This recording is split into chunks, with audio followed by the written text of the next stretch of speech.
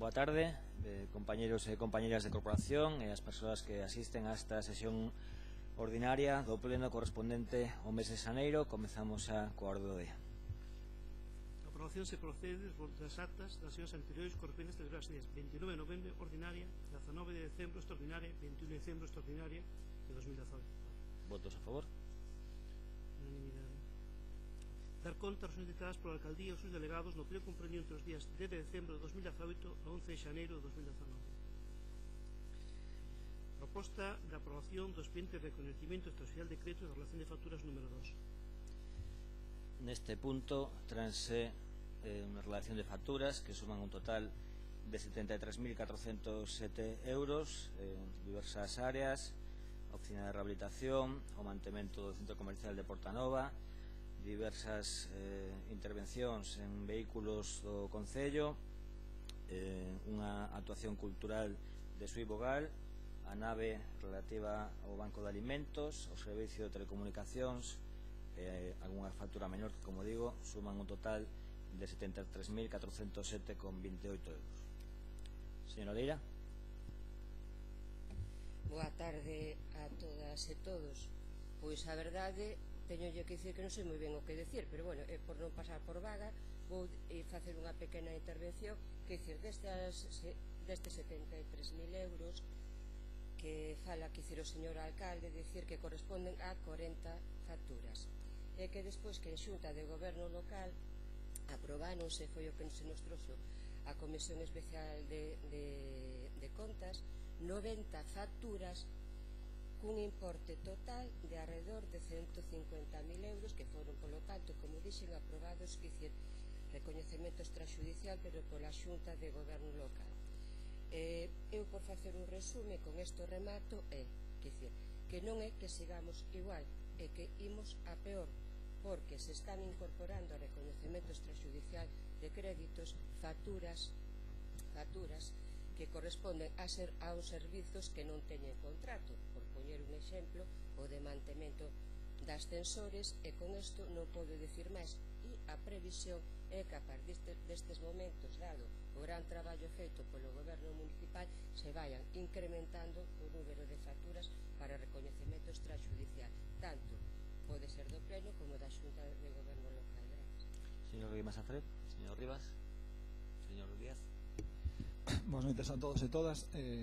Simplemente incidindo no que este grupo ven comentando de hai meses, neste último mes temos tido coñecemento dunha sentenza no eido laboral que ten recoñecido dereitos a traballadores que prestan servicios ou que prestaban servicios neste Concello para empresas sen contrato, que durante tempo foron recoñecidas as facturas extrajudicialmente nesas outras facturas que non era necesario traer a pleno, e que a pesar das advertencias e das preguntas nas comisións nos atopamos con que se consolidan dereitos de traballadores que prestan servicios de maneira irregular para empresas que prestan servicios para este Concello. E como levamos tempo xa advertindo no pleno de que tamén nas facturas que veñen a pleno podemos atoparnos en situacións similares, nos insistimos en que no caso eventual en que algunha destas facturas que se traen a recoñecemento extrajudicial permanentemente, das que temos advertidos permanentemente, que poden derivar en situacións como a que teño comentado, non será de xeito casual, e, polo tanto, entendemos que a responsabilidade do goberno por non solucionar situacións que, ademais da irregularidade administrativa que todas as facturas que se recoñecen ten un eventual risco de consolidación de dereitos de traballadores que prestan servicios para este Concello, xa digo, en empresas en contrato. Nos insistimos, como vemos facendo durante este último ano, da responsabilidade do goberno nese sentido. Moitas gracias. Muchas gracias, señora Neros. Muchas gracias, señor alcalde, y buenas tardes a todos. Bueno, muy brevemente, la verdad es que efectivamente venimos pleno tras pleno, este punto que no falta nunca y no falta nunca porque siempre hay contenido y cada vez mayor, como ya se ha dicho, y tampoco voy a reiterarme mucho, simplemente decir que hay situaciones que se vienen prolongando demasiado en el tiempo. De las facturas que se incorporan hoy a este reconocimiento tenemos la relativa al alquiler de la nave del Banco de Alimentos, una situación que lleva todo el mandato sin ser subsanada. Se nos han dado diversas soluciones, diversas alternativas que se iban a llevar a cabo, y lo cierto es que se sigue exactamente igual. Parece que incluso la propia entidad ha renunciado ya al convenio, pero lo cierto es que no se da solucionado este tema, que no es menor. Lo mismo ocurre con las facturas correspondientes a la oficina de rehabilitación, que parece que no hay interés en solucionar,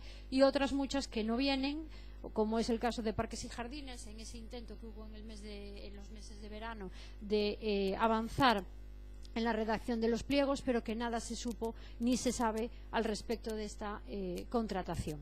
En fin, o como por ejemplo también la del servicio de telecomunicaciones, que se incorpora ya desde hace un tiempo a este reconocimiento extrajudicial. En fin, queda poco tiempo de mandato, pero desde luego lo que ya se dijo aquí, se vienen incorporando cada vez más los servicios que están en esta situación y no se da solucionado ninguno. Nada más. ¿Votos a favor? 7 a favor. ¿Votos en contra? ¿Abstencións? De acordo, proposta de aprobación do expediente de reconocimiento extrajudicial de crédito na relación de facturas do Urbaser. Traemos en esta proposta as facturas da limpeza viaria correspondentes aos meses de agosto, setembro, outubro e novembro, facturas que foron revisadas polo enxeñeiro municipal, axustado o prezo a prestación do servizo efectivo, que non abonala sería un enriquecemento injusto para a administración, podería derivar en consecuencias judiciais, de intereses, xuros, tamén as posibles costas do proceso en caso de ter que devolverse, que ademais o constante negativa do abono destas facturas está repercutindo non só na dificultade dos traballadores de negociar o convenio, un servizo que, como digo, se está a prestar, senón tamén nas dificultades que lle pode ocasionar o Concello a hora de cumprir a legislación estatal nos períodos de pago que son obrigatorios por lei, que pode prexudicar tamén na concesión de diferentes subvencións ou axudas. Por tanto, unha vez máis, traemos estas facturas agardando que os compañeros e compañeras de corporación cambien o sentido do voto para evitar eses prexuizos que acabo de relatar. Señora Leira. Simplemente indicar que non vou apoiar esta proposta de aprobación de reconocemento extrajudicial de crédito, e reservo unha intervención porque agardo que cheguemos ao punto da renuncia ao contrato iniciado por este servicio, e únicamente decir que aquí veñen facturas dende agosto até novembro e as que virán. Quero decir que acabaremos o mandato con reconocemento extrajudicial de crédito de facturas relativas a Urbaser. Si lo debemos hacer. Gracias, señor alcalde. Buenas tardes a todos. Y sí, simplemente también para manifestar que, como en el punto 11 se va a ver de alguna manera la renuncia a ese contrato de basura, y se hablará amplia y suficientemente de este tema, y como además ya en varias ocasiones hemos manifestado pues el sentido de nuestro voto a la abstención, pues así vamos a hacerlo, y voy a ser tan breve que simplemente anunciar que, como siempre, vamos a abstenernos. Nada más. Gracias. Muchas gracias. Señor Rivas. Señor Díaz. Ben, simplemente bueno, o Partido Socialista se ten abstido durante todo o tempo que estas facturas levan sendo votadas no pleno para o seu recoñecemento extrajudicial. Dúas cuestións das que levamos advertindo o tempo, ademais da irregularidade administrativa que isto supón no que ten que ver coa regularidade do servizo que se presta a cidadanía. Non hai avance ningún, nin se agarda avance ningún. Estes días está de actualidade esta cuestión pola situación que este servicio atravesa noutras cidades do noso próximas, como pode ser o caso de Coruña, e creo que é unha situación que non só está cercana xeográficamente, senón que creo que todos podemos concluir que é unha situación que sería susceptible de reproducirse na nosa cidade e que ten como sería consecuencia de que non se teñan adoptado medidas durante todo este tempo. Simplemente para engadir, o alcalde fai referencia ás consecuencias judiciais que pode ter a non aprobación destas facturas. Dixen antes, e insisto, que tamén a aprobación extrajudicial das facturas ten consecuencias judiciais, como ten ocorrido con ese pronunciamento judicial que ten consolidado dereitos para traballadores de empresas que durante varios anos foron recoñecidas extrajudicialmente as súas facturas. Por lo tanto, as consecuencias judiciais derivan tanto de que se aproben como de que non se aproben. As consecuencias judiciais derivan dos actos que se acometan ou se deixen de acometer polo goberno e polo Concello. Por lo tanto, evidentemente existen consecuencias judiciais e non judiciais da non aprobación das facturas, pero tamén existen consecuencias judiciais de que se aproben reiteradamente facturas de maneira de contratos que se prestan irregularmente sen que se adopte ningún tipo de solución para que se regularice a situación deses contratos. Moitas gracias. Muchas gracias, señora Neiros. Pues, señor alcalde, yo, en fin, volvemos otra vez a lo de siempre. Llevamos 4 años en esta misma situación. Nos habla ahora, señor alcalde, de los perjuicios derivados de esta situación, como si no fuera con usted, como si no estuviera en su mano solucionarlo. Nos habla de que sean otros los que cambien su voto, como si no estuviera en su mano ponerle fin a esta situación. También se acaba de decir, los reconocimientos extrajudiciales son procedimientos excepcionales. Se ha alertado por los técnicos municipales, tanto por el secretario como por el interventor, que esta situación no se podía mantener en el tiempo. Y a pesar de ser alertado hace tiempo, lleva desde principios del año 17 con estos reconocimientos extrajudiciales. Efectivamente, hoy tendremos ocasión de hablar de esa renuncia, pero yo me pregunto, ¿qué es lo que va a pasar con este servicio? Porque volvemos al principio. Cada 2 meses, cada 3 meses se cambia el criterio, se cambia la alternativa, se cambia la solución propuesta por este gobierno, pero lo cierto es que no se ha avanzado absolutamente nada. Hace 2 meses se avanzaba que se estaban estudiando las fórmulas para la remunicipalización y hace unos días se nos reconocía que ni siquiera se ha iniciado ese expediente de remunicipalización. Por tanto, está en su mano, señor alcalde, ponerle fin a este procedimiento de reconocimiento extrajudicial y está en su mano que dejen de venir estas facturas a pleno y por tanto generando esta situación de incertidumbre que es usted a la que no pone fin. Por tanto, por mi parte, nada más que decir. Bueno, que sí que é unha certidumbre, e non unha incertidumbre, que durante estes meses Urbaser prestou este servizo, que as facturas foron conformadas por un técnico municipal, que foron fiscalizadas por la intervención, por un servizo que se prestou, non abonalas, como, insisto, ocasiona prexuizos tanto os traballadores que están negociando o convenio como ao Concello por poder ver limitada a súa capacidade de financiación externa. Por lo tanto, esas consecuencias judiciais son evidentes porque ante un servizo prestado o único que le cabe a un xuiz independente darlle a razón a unha empresa. Por lo tanto, bueno, insisto que podemos derivar o debate a onde se queira. Durante estes 4 meses a limpeza viaria produciuse na cidade. Durante estes 4 meses que ven relativos a estas facturas o servizo se prestou e durante estes 4 meses a tramitación administrativa foi a correcta para traer a pleno unhas facturas que non teñen que ver no debate con si renuncia, non renuncia, senón que é un servizo prestado, insisto. Votos a favor? 7 a favor. Votos en contra? 11 en contra. Abstencións? Restos de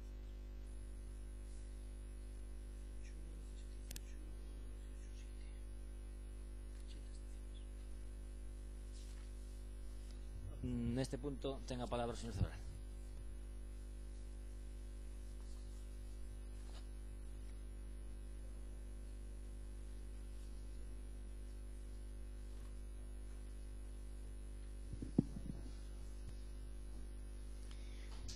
Boa noite. O primeiro quero manifestar a miña solidariedade con a Revolución Bolivariana de Venezuela, do comandante Hugo Chávez, capitaneada agora, se poder falar así, por Nicolás Maduro. E quero tamén acrescentar a esta miña solidariedade a condena do presidente do goberno español, Pedro Sánchez, que gostaría de telo no sitio no que estás tú, Xorxe, para que pudese ouvir a miña argumentación, a miña acusación de falta de principios, ou mellor dito, de principios favoráveis á guerra. Señor Zabral, sí. Se me permite. Diga, señor, dígame. Pedido a palabra respecto ao punto número 5. Sí, as contas do ano 2000... Para falar do punto no que se pide a palabra. Sí. Sobre a moción, se dé sobre un punto. Sí, o que se pasa que está tudo interrelacionado. O concreto con o xeral, o local con o universal. Sim, por exemplo, eu non poso vir aquí a falar das contas deste Consello en termos técnicos.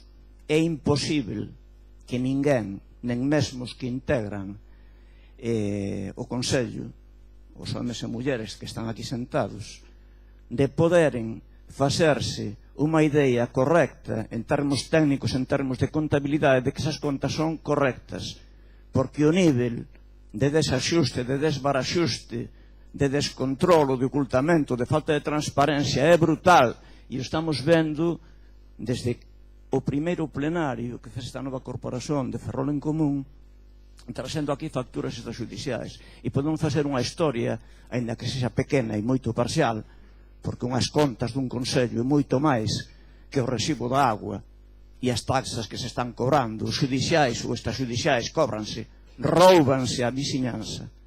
Falo moi alto, sí.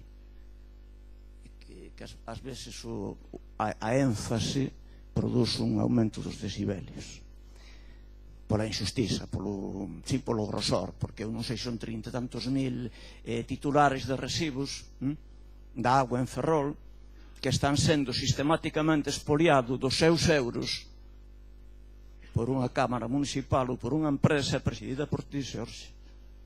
Está. E estou falando dun concreto e reitero a miña inferioridade a respeito de poder emitir un criterio sobre as contas de cualquier dos anos, sexa o 2016, o 17, o 18 e os futuros. Se é que non se corrixe o funcionamento democrático dos consellos na Galicia non só. E cando falaba de que unha cousa local está relacionada con o universal e que a política que tú segues neste consello para as contas e para outras cousas está contribuindo, é un regatiño, sabes, dos 7.810 millóns de regatos con que o Banco de Santander se beneficiou este balanzo, exercicio do ano 2018. A túa política, a túa e o teu grupo, o que están permanentemente beneficiando e incrementando os lucros deste grande banco, e non só deste banco, de moitos máis. Por eso te digo que as contas do ano 2016, o 17, o 18, da igual, están relacionadas con todo iso, porque non é unha política exclusiva do Consello de Ferrol, é unha política de todos os consellos, sabes? Da igual a cor política que teña cada un deles, porque se limitan a ser xestores dunha legislación que ven imposta por ese señor que está no cuadro detrás de ti, sabes? Entón, cando eu estaba falando e tú me reñías, me repreendías, sí, que non está na orden do día, que non é o ponto, non é. Cando eu falaba da Revolución Bolivariana e pretendía apenas dizer unha constatación histórica, e é que Bolívar, o libertador, desde o ano 1810 até o ano 1823, derrotou como povo bolivariano, sabes, os descamisados, os descalzos, os pretos, os negros e os indios, derrotou sistemáticamente a Armada Española, a gloriosa Armada Española de Ferrol e de Cádiz, onde partían os barcos con os infantes de mariña, e durante 13 e 14 anos libertou un territorio que actualmente ocupa a Guyana, a Venezuela, a Colombia, o Ecuador, o Perú e a Bolivia. Pobriño, o Bolívar, pobriño, para libertar unha coisa así, probablemente da primeira potencia mundial, non era aeronaval, porque non había avións, aeronaval sí, e en termos terrestres probablemente tamén. Entón, haberá que ter algún tipo de consideración e non dizer, como dixo Feixóo, sanidade bolivariana. Inaudito, iso foi dito. e fai 4 días, e non me estou indo do tema, estou sempre pensando nas contas do Consello de Ferrol, porque as contas do Consello de Ferrol, igual que as contas da Xunta, igual que as contas de moitas outras entidades que conforman o Estado da monarquía española, é unha pura corrupción permanente que dura séculos e non se resolve nunca, porque facería falta unha revolución, sabes? Unha revolución que trastocara tudo, que destruíse tudo o que se foi construindo durante séculos. Moi ben, para construir novo, e construir novo, sabes, significa democracia, significa contar con as persoas, significa asembleas, significa decidir, significa, como dixen no plenario anterior, que parece que non se quer inteirar ninguén, que o direito á autodeterminación é lei no Reino da España, non o digo eu. Foi publicado no Boletín Oficial do Estado, asinado polo rei español Juan Carlos I e o ministro dos Negocios Estranxeiros Marcelino Oreja, onde recoñecían como lei española o Protocolo Internacional dos Direitos Civis e Políticos. Home, por favor, está escrito: direito á libre determinación dos povos. Tamén está na Constitución portuguesa e na Declaración Universal dos Direitos Humanos, e non quer que lle quer. O que se pasa permanentemente é que, afinal, vimos ao principio eterno de que os españois promulgan leis para as violar. Acaban de denuncialo con os topónimos. A colega do teu partido, Alexandra non sei o que puñan os topónimos, non sei como. É unha lei que obriga os topónimos e se continúa violando a lei. É un exemplo parvo, non? E para acabar, dizer que cando eu veño aquí a falar teño moita consciencia da miña inferioridade, porque eu non recebo o mínimo, nin eu nin nenhuma persoa en Ferrol, nen sequer as que están aquí, o cual determina permanentemente que continuamos no franquismo. Vivemos 40 anos con Franco e continuamos a viver outros 40 anos sen Franco. E para acabar, o señor Pedro Sánchez continúa o franquismo de Aznar cando apoiou a guerra do Iraque, porque o da Venezuela ten a cara dunha guerra mundial nuclear. Como non recue Bolton, Elliot Abrams e o quer que lle quer, que están por aí pretendendo roubar petróleo e os 7.000 millóns de dólares que xa lle roubaron a Venezuela de petróleo, como non recuen o camiño que levamos, ¿sí? E Ferrol é albo, Ferrol somos un albo, porque é unha base da NATO, sabes? E a guerra está, os bandos están perfectamente definidos. Moitas gracias. Punto número 5 e punto número 6 o trataremos conxuntamente, se lles parece, unha votación separada. A aprobación das contas de Mafesa dos exercicios 16 e 17 volvense a traer a esta sesión plenaria, xa foran dictaminadas nunha comisión anterior, acompañadas dun informe de intervención que foi remitida a todos os grupos, facendo constar que se ven o que se alegaba no anterior pleno relativo á situación de Mafesa está desmentido, que a situación está consolidada, pero que a tensión de tesourería e o desfase que ten a día de hoxe a empresa que ostenta o 51% o Concello precisa da aprobación das contas para non poñer en risco o propio servizo tanto de saneamento como de abastecemento de agua. Como día a legislación, un acto esencial a aprobación das contas para a fiscalización desta polos órganos de control externo, ainda que non requería conformidade coas actuacións reflectidas nela, nin será responsabilidade por razón da mesma. Señora Leira.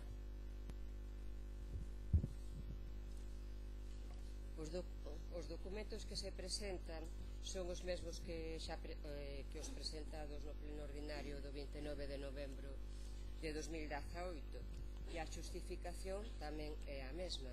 Pois nada que dicir que non dixeramos, que eu dixera cando menos. Todo o esencial está dito e argumentado, polo tanto eu remítome á miña intervención do pleno que acabo de citar.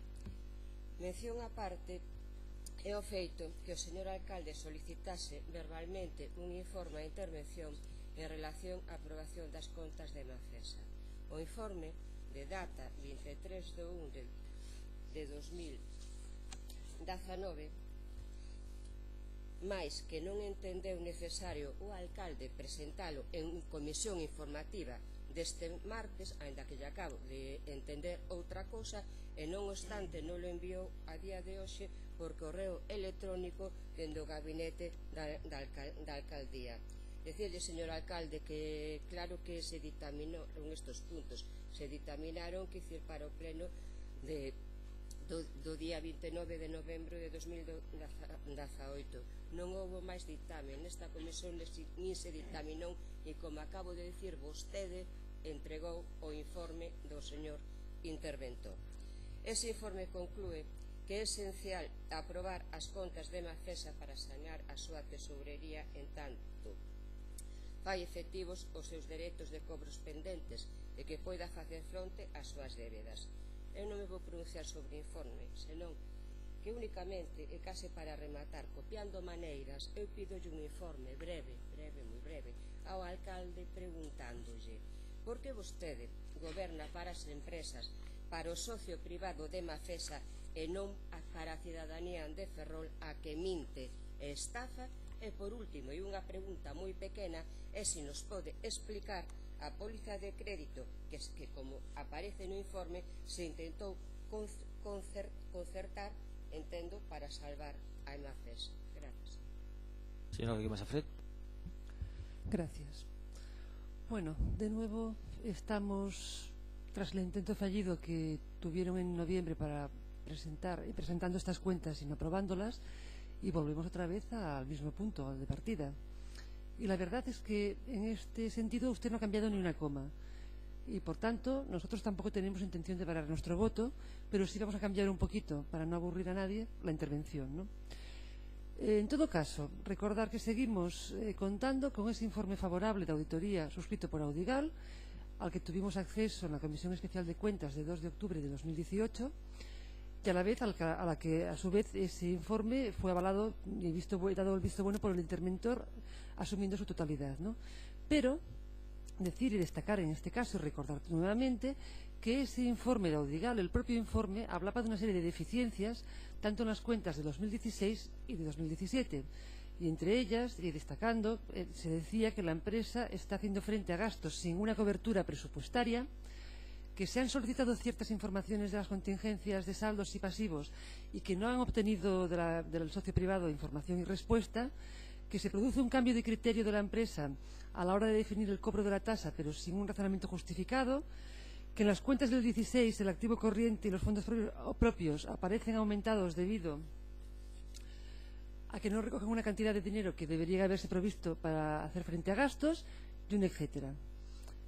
En el pleno pasado, estas deficiencias fueron ya puestas en evidencia, manifestadas por algunos grupos de la oposición, que exigieron para su aprobación la modificación de las mismas. La pregunta es clara y también se la hice en comisión el otro día, el pasado martes. ¿Qué han hecho? Y la respuesta es lo de siempre, no han hecho nada. ¿Han variado esa contabilidad? ¿Han realizado algún acto o han negociado con algún partido, con la oposición, para que los votos cambien? Pues me temo que no. Entonces, esta situación en principio me está recordando a esos plenos pasados extraordinarios, uno detrás de otro, en relación a una tasa justa, y a esa tasa que siempre se presentaba de la misma manera y que ustedes, de manera machacona, volvían a presentar de la misma manera, ¿no?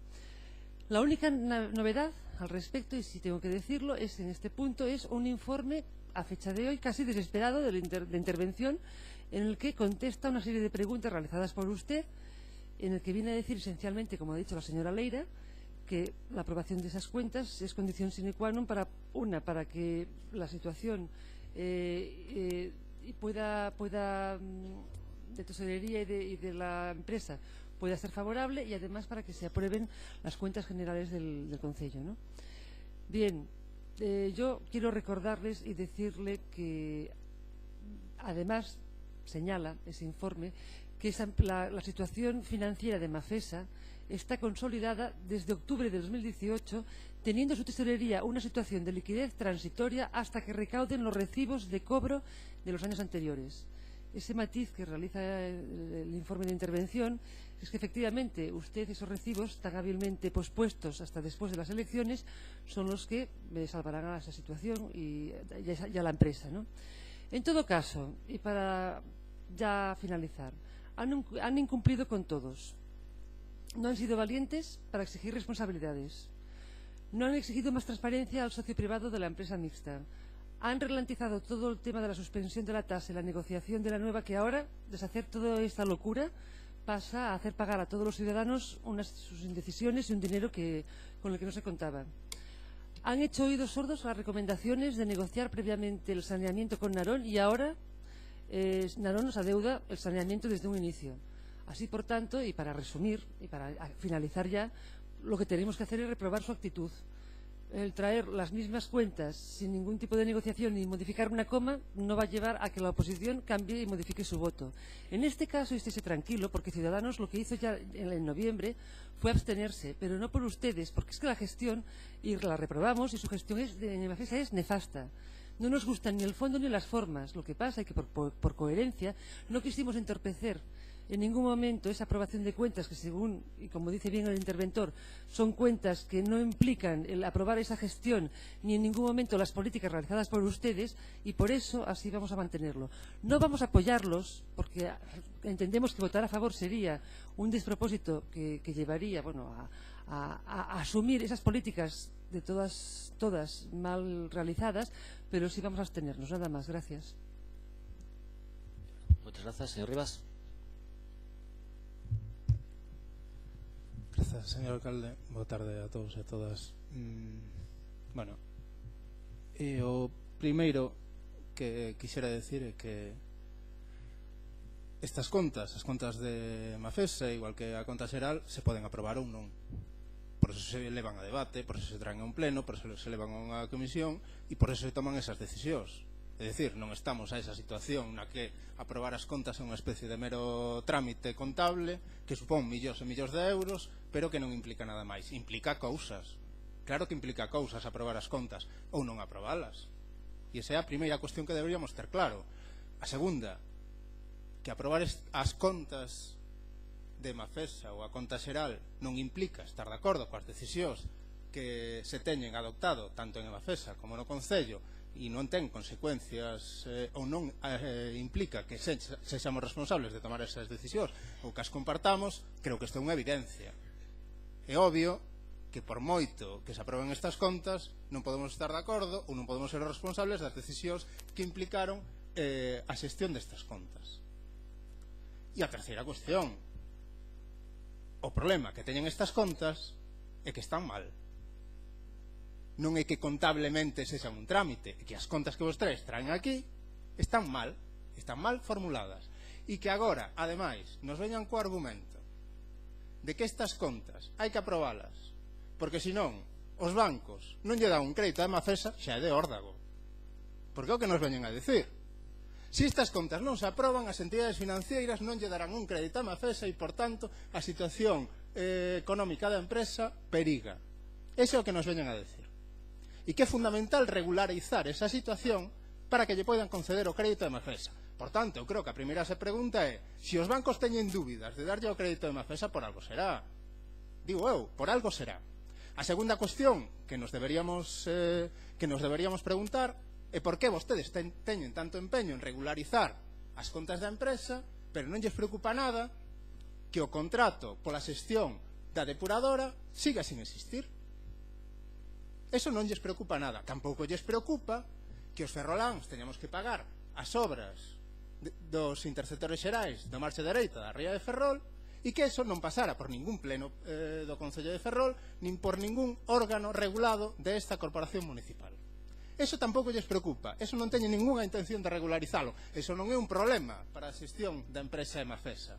É un problema para os veciños e veciñas desta cidade que levan soportando a carga da xestión privada dunha empresa que xestiona servizos básicos e esenciais en este Concello e que conta coa complicidade do actual goberno municipal e do anterior. Porque as contas que vostedes pretenden aprobar de 2016 e de 2017 teñen problemas equivalentes aos que tiñan as contas de 2014 e 2015. A única diferenza é que, como daquela a xestión era do Partido Popular, contaron coa complicidade do Partido Popular para poder aprobar as contas de 2014 e 2015. E nestas, non. Esa é a única diferenza. E o problema fundamental é que siguen a traer unhas contas que están mal formuladas. E non o di o Bloque Nacionalista Galego, señores e señoras do Goberno. O di a empresa que fixo a auditoría desas contas.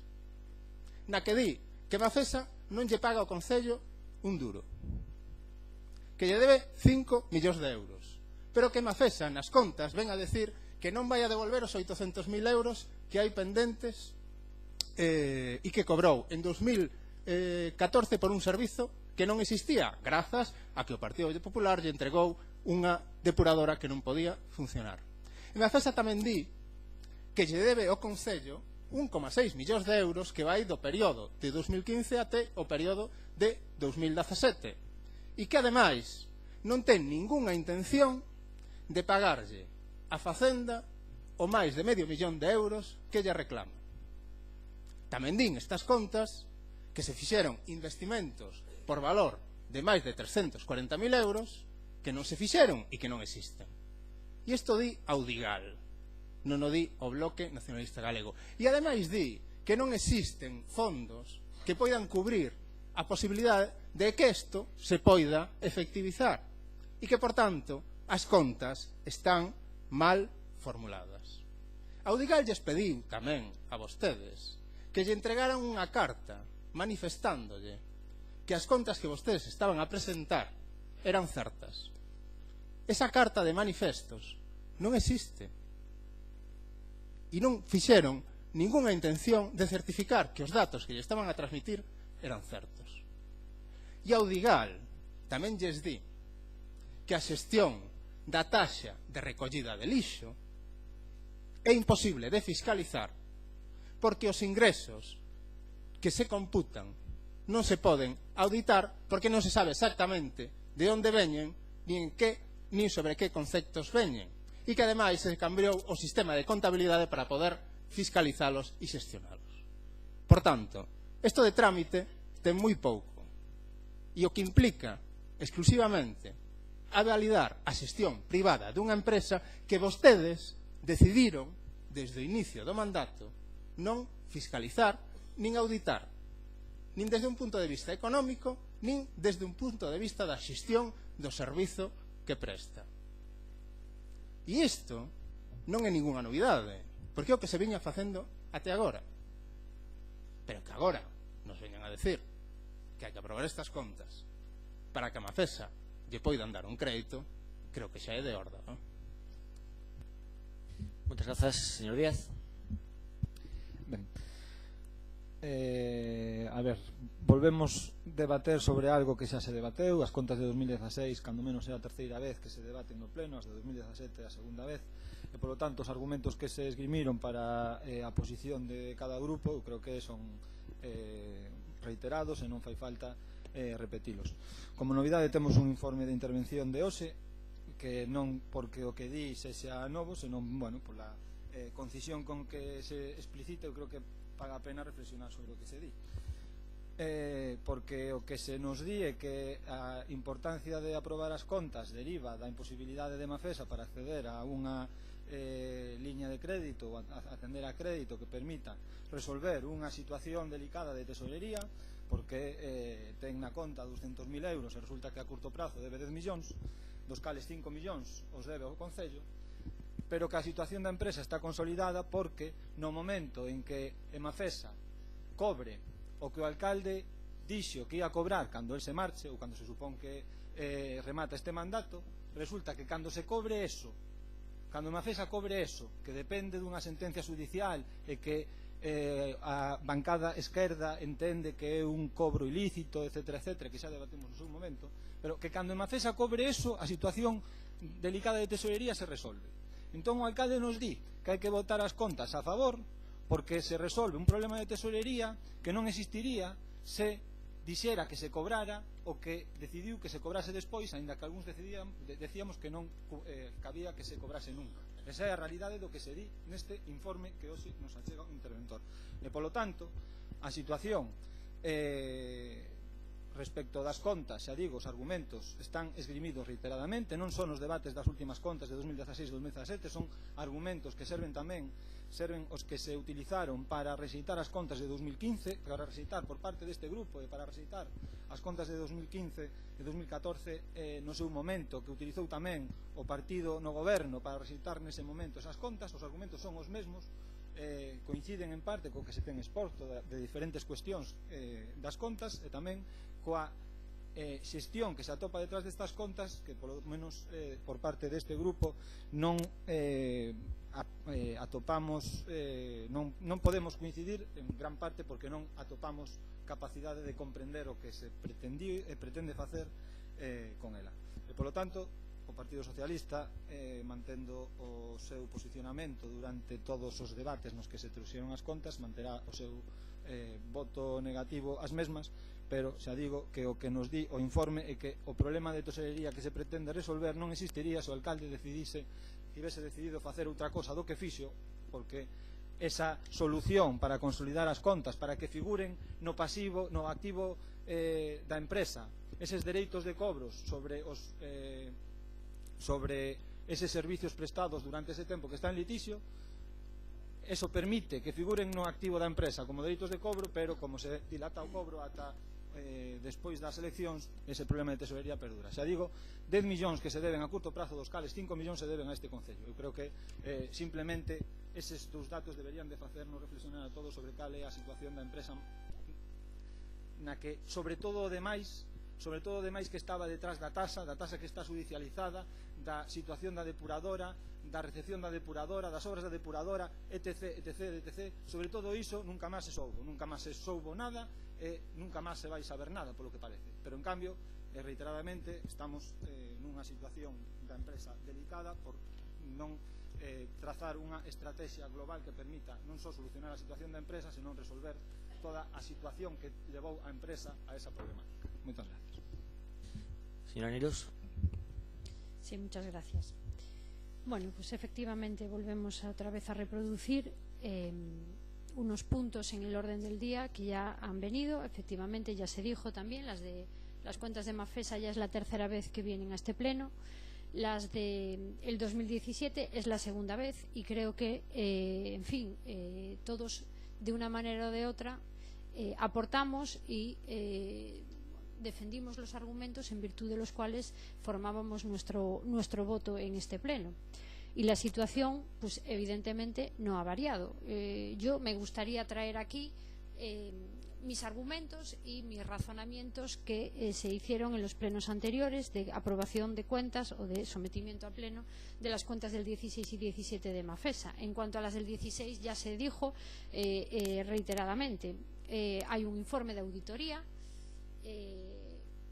que dice lo que dice, que se hace frente a gastos sin cobertura presupuestaria, que dice que no se recibió respuesta a determinadas solicitudes de confirmación de saldos, que se cambiaron criterios de ejercicios anteriores en cuanto a los registros contables, que aparecen una alteración total de 2,6 millones de euros, que suponen que en vez de reflejarse unas pérdidas de 2,3 millones de euros, como se reflejan, tendrían que reflejarse unas pérdidas de 4,9 millones de euros. Eso lo dice el auditor. Igualmente hay esos desfases en las cuentas del 2017, como ya relatamos en su momento. Incluso se llega a hablar de una incertidumbre material que puede generar dudas sobre la capacidad de la sociedad para continuar como empresa en funcionamiento. Y todas estas son salvedades recogidas expresamente en los informes realizados por el auditor y que por tanto no decimos nada que no sea ajustado a la realidad y que vienen a revelar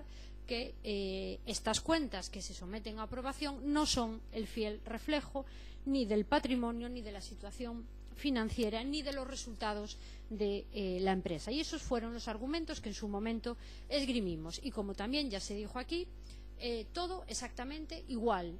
Todos nos posicionamos y todos definimos nuestro voto. ¿Cuál es la única novedad? pues efectivamente, un informe que se nos trasladaba en el día de hoy por parte del Gobierno, un informe de intervención que pone de manifiesto pues una serie de cuestiones y que se centra, ese informe, básicamente, en que el interés que tiene este Gobierno en aprobar estas cuentas se centra en el objetivo de suscribir una póliza de crédito. Y bueno, pues a mí me gustaría, a la vista de ese informe, plantear una serie de cuestiones que creo que no son menores. Primero, la pregunta es, ¿para qué quiere solicitar este Gobierno esa póliza de crédito? Bueno, pues la quiere solicitar para conseguir liquidez, porque, según dice el informe, la situación de la empresa es de iliquidez transitoria, es decir, no hay liquidez hasta, tal y como se dice, hasta que se cobren los recibos aprobados por usted, señor alcalde, y correspondientes a los atrasos de la tasa de saneamiento, aquella tasa que era ilegal, según su Gobierno, aquellos atrasos de más de 2 años que los ferrolanos, según usted firmó este mes, creo que fue en agosto, en el verano, van a tener que pagar porque usted así lo estableció en esos decretos, pero sí, a partir de junio del 19. ¿Y cómo llegamos a esta situación de iliquidez? Pues porque este Gobierno, porque este alcalde decidió en septiembre del 15 suspender el cobro de la tasa, manteniendo esa situación durante 2 años, manteniendo una suspensión ilegal, tal y como se ha reconocido por una sentencia ilegal, y afirmando que esa tasa tenía que haber sido cobrada a los ferrolanos porque, a diferencia de lo que usted dice, señor Suárez, sí existía un hecho imponible. Eso es lo que dice la sentencia. ¿Cuáles fueron las consecuencias de todo esto? Pues que la prestación del servicio por parte de la empresa y la falta de los ingresos correspondientes a lo que llevó a la empresa es una situación de causa de disolución. Todos lo recordamos. Es decir, la empresa, para entendernos, estuvo en una situación prácticamente de quiebra derivado de esa decisión de este Gobierno. Esa situación, desde el punto de vista contable, la solucionó, señor alcalde, pero solo la solucionó desde el punto de vista contable y la salvó porque usted firmó esos decretos. Firmó esos decretos el pasado verano, como ya dije, que suponían que todos los ferrolanos tendrán que pagar los atrasos de más de 2 años, que tendrán que pagar 5 millones de euros, que por cierto usted dijo que no habría que pagar, pero en cambio usted ordena que los ferrolanos así lo paguen. ¿Y por qué salvó la situación contablemente y a pesar de eso estamos en esta situación? Bueno, pues usted la salva contablemente en el momento en el que firme esos decretos, pero la salva contablemente, pero no desde el punto de vista de la tesorería. ¿Por qué? Pues porque al alcalde se le ocurrió una brillante idea. Al señor Jorge Suárez, en su intento de priorizar sus intereses partidistas, en su intento de que esta decisión de pasar al cobro a los vecinos de Ferrol más de 5 millones de euros de atrasos, en su intento de que esto no se tradujera en un coste electoral en las próximas elecciones municipales, en las que evidentemente se le podría echar en cara, señor Suárez, se le podría echar en cara su hipocresía, porque no iba a cobrar la tasa que era ilegal, la tasa que era un fraude, la tasa que era una estafa, pero que en cambio terminó firmando su cobro. Pues en ese intento de que todo esto no le pasara un coste electoral, lo que hizo fue firmar esos decretos, pero con una trampa, y la trampa fue firmarlos posponiendo la recaudación de los mismos casi 1 año.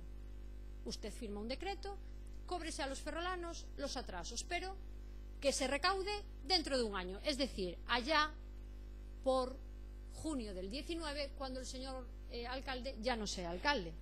Está muy bien la idea, pero todos sabemos cuál ha sido su objetivo y lo que ha generado este objetivo.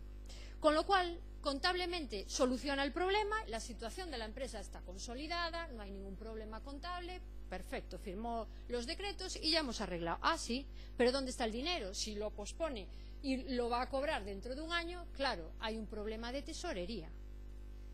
¿Y qué dice el alcalde ante esto? Bueno, pues, señor alcalde, usted, aún encima, tenemos que oírle decir que no comparte la sentencia, que usted recurre esa sentencia que dice que esa suspensión es ilegal. La recurre y dice que recurre porque le van a dar la razón, porque el TSJ le va a dar la razón y va a contradecir la primera sentencia y por tanto va a decir que esa suspensión fue legal y que por tanto no hay que cobrarle a los vecinos de Ferrol.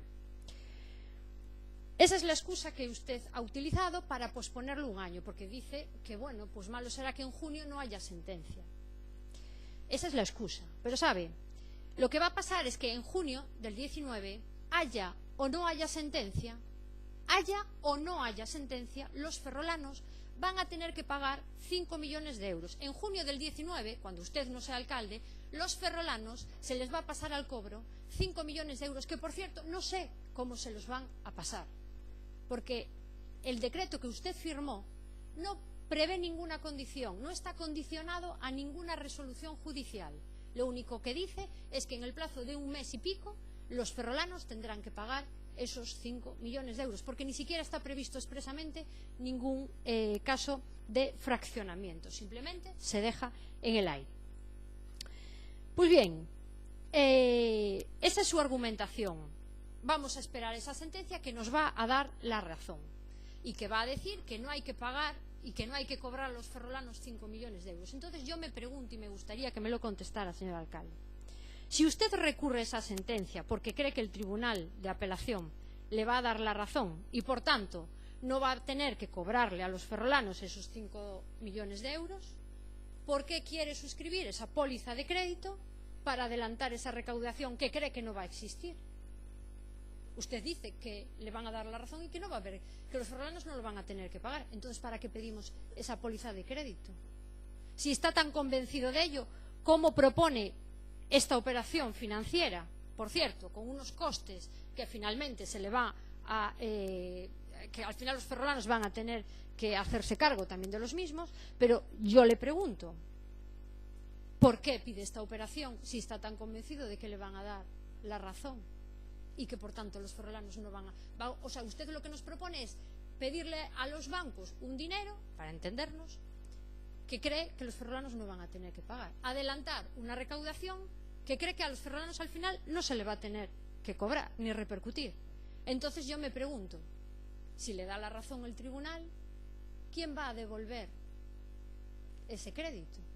¿Quién lo va a devolver? Claro, de verdad, yo no sé si usted se da cuenta de lo que supone lo que nos está proponiendo. Esto es un auténtico despropósito en la gestión que usted ha llevado en Emafesa desde que usted ha llegado. La liquidez la vamos a tener cuando se recauden esos recibos de atrasos que usted ya firmó. Los firmó, pero pospone su cobro un año.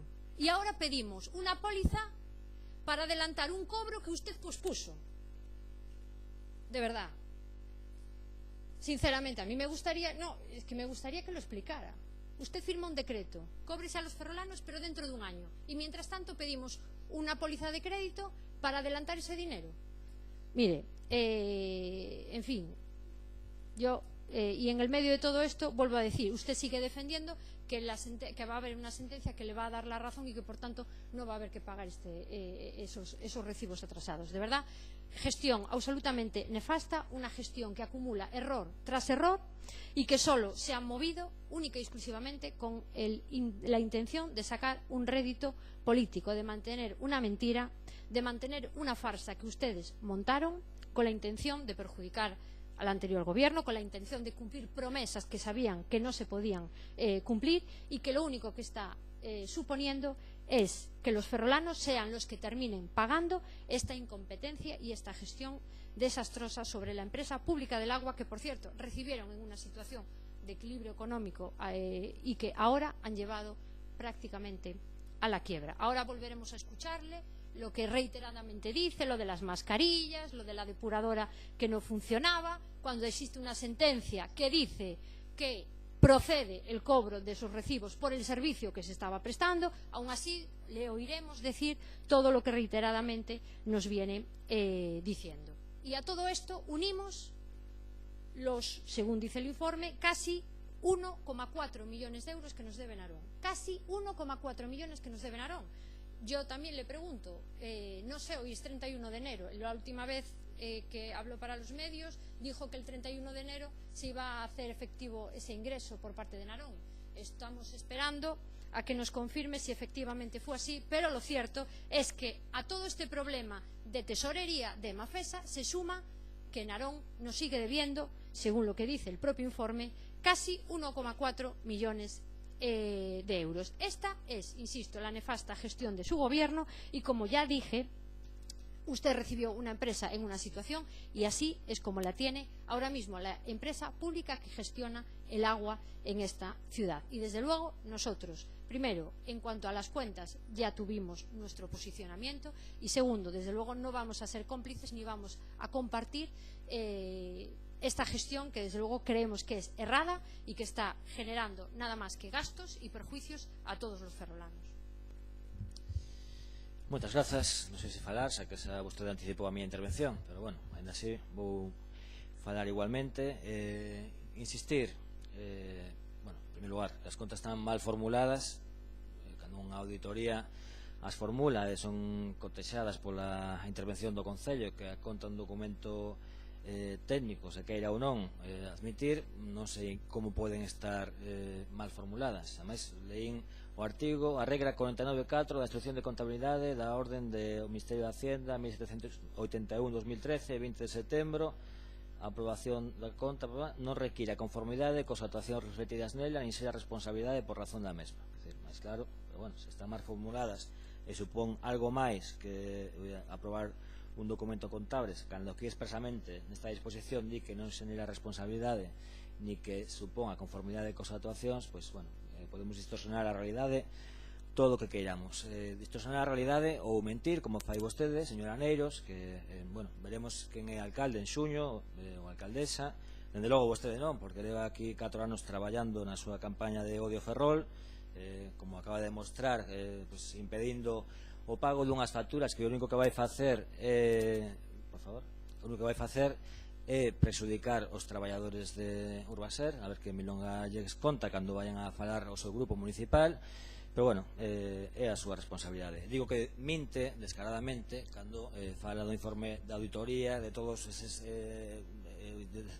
AEVAs, todo ese informe tan nefasto, pero quero recordar e dicir expresamente que os informes das auditorías son favorables, aínda que teñan salvedades. Son favorables, e ademais están fiscalizados tamén por a intervención municipal. Sendo favorables, non hai unha oposición fundamentada nunha discrepancia, porque a discrepancia forma parte, como nunha sentencia judicial, dos fundamentos de dereito, pero non do fallo.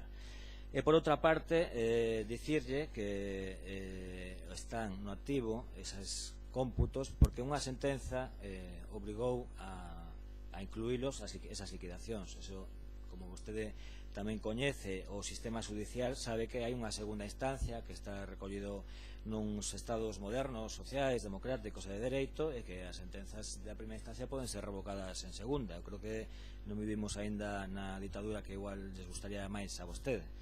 Pero bueno, vostede siga con esa campaña de tratar de desgastar, de tumbar. Tamén trouxemos en múltiples ocasións unha taxa máis variada, con informes de custos diferentes, máis favorable para o cidadán, máis económica que actual, e sistemáticamente foi negada a súa aprobación.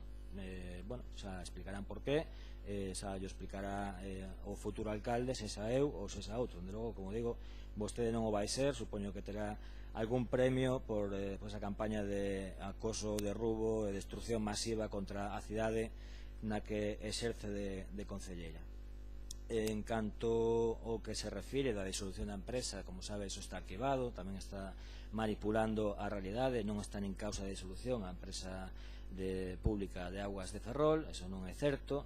Mafesa xestiona a depuradora en base a un convenio con Aguas de Galicia, sendo un medio propio do Concello, ten toda a legitimidade para facelo. Pero bueno, é unha decisión, entendo que coa proximidade da campaña electoral que toman vostedes, que eu respeto, estou convencido que no primeiro pleno do vindeiro mandato volverán estes asuntos a pleno polo goberno que corresponda, seguramente Ferrol en Común, así o creo, pero de non ser así, sexa goberne quen goberne, volverán a traer estes asuntos porque saben que están facendo un xogo político que o único que trata é facer unha campaña de desgaste para evitar que, ou para tratar de prejudicar a este goberno, como levan facendo durante 4 anos e como tamén relatou o seu compañero Alejandro Lantri. Señora Leira. Señor Rivas. Grazas, señor Suárez.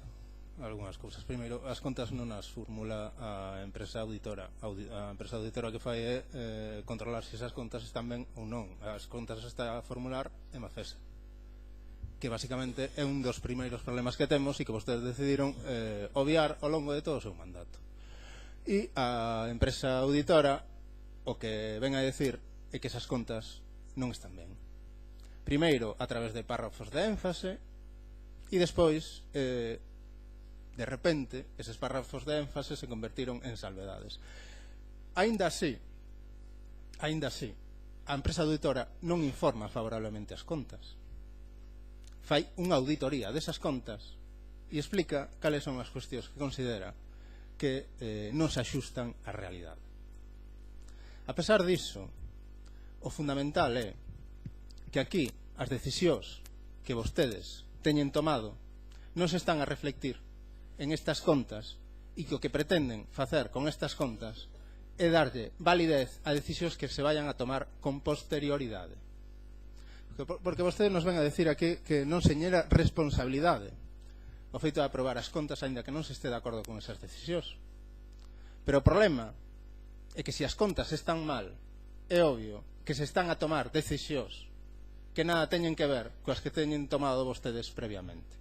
Se estas contas aproban, se está a certificar que o Concello de Ferrol, os veciños e veciñas desta cidade, lle deben a Emafesa o diñeiro que pretende recaudar por unha taxa que prestaba que se cobrou por un servizo que non existía desde o ano en que se impuxo a taxa polo Partido Popular até o momento en que vostedes, xunto ao Partido Popular, aprobaron a taxa que hoxe está vixente. Porque hai que lembrar que a taxa actual aprobaron vostedes grazas á complicidade do Partido Popular. E que se isto non fose así, poderíamos estar a discutir se os 800.000 euros cobrados dependen dunha sentenza judicial. Poderíamos estar nesa situación. Pero estamos en outra ben distinta. Estamos a falar de millóns e millóns de euros producto de que vostedes, cando chegaron ao goberno, decidiron non desfacerse dunha depuradora que dá un servizo supramunicipal que non ten contrato para prestar o servizo que lle presta aos veciños e veciñas desta cidade e que ademais decidiron volver a facerse cargo dela coa colaboración do Partido Popular, porque o convenio que vostede se refire o aprobou cos señores e señoras que están sentados aí enfrente de vostede. E se Narón non lle paga a este Concello é porque vostedes e o Partido Popular decidiron facerse cargo desa depuradora sin contar co Concello de Narón. E esta é a realidade da xestión da depuradora e da xestión de Mafesa. E que vostedes pretendan que se lle aproben unhas contas que implican que este pleno admita que os veciños e veciñas desta cidade lle deben todas esas cantidades á empresa Mafesa, é obvio que non é un simple trámite. E que vostedes teñan tomado estas decisións en colaboración co Partido Popular quere decir que o que viña do anterior mandato, a xestión de Mafesa, unha depuradora que non funcionaba, o feito de ter que pagarlle o servizo a concellos como a Narón, e que no momento actual se segue a reproducir, quere decir que a diferenza entre vostedes e os señores e señoras que teñen vostedes enfrente dese lado é mínima, e que veñen aquí a montar o seu teatro respecto dunhas decisións que compartiron desde un inicio e que se demostran nos plenos municipais cando teñen que recurrir ao PP para aprobar a taxa, para facerse cargo da depuradora e para asumir a xestión do ano 2014 e do ano 2015 dunha empresa como Mafesa que tiña tantos párrafos de énfase e tantas salvedades como teñen as contas que hoxe pretenden aprobar.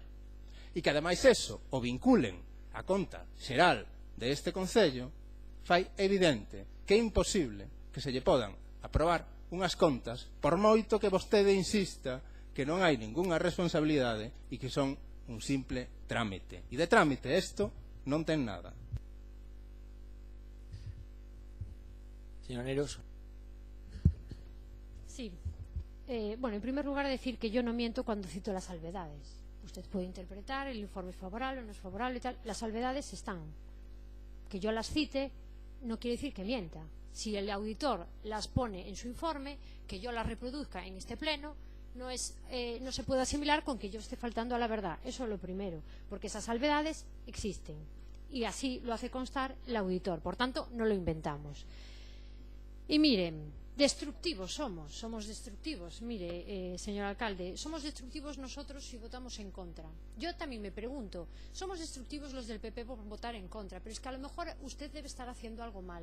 Porque primero debería analizar por qué sus aliados naturales, por qué los que lo pusieron ahí como alcalde, le votan en contra.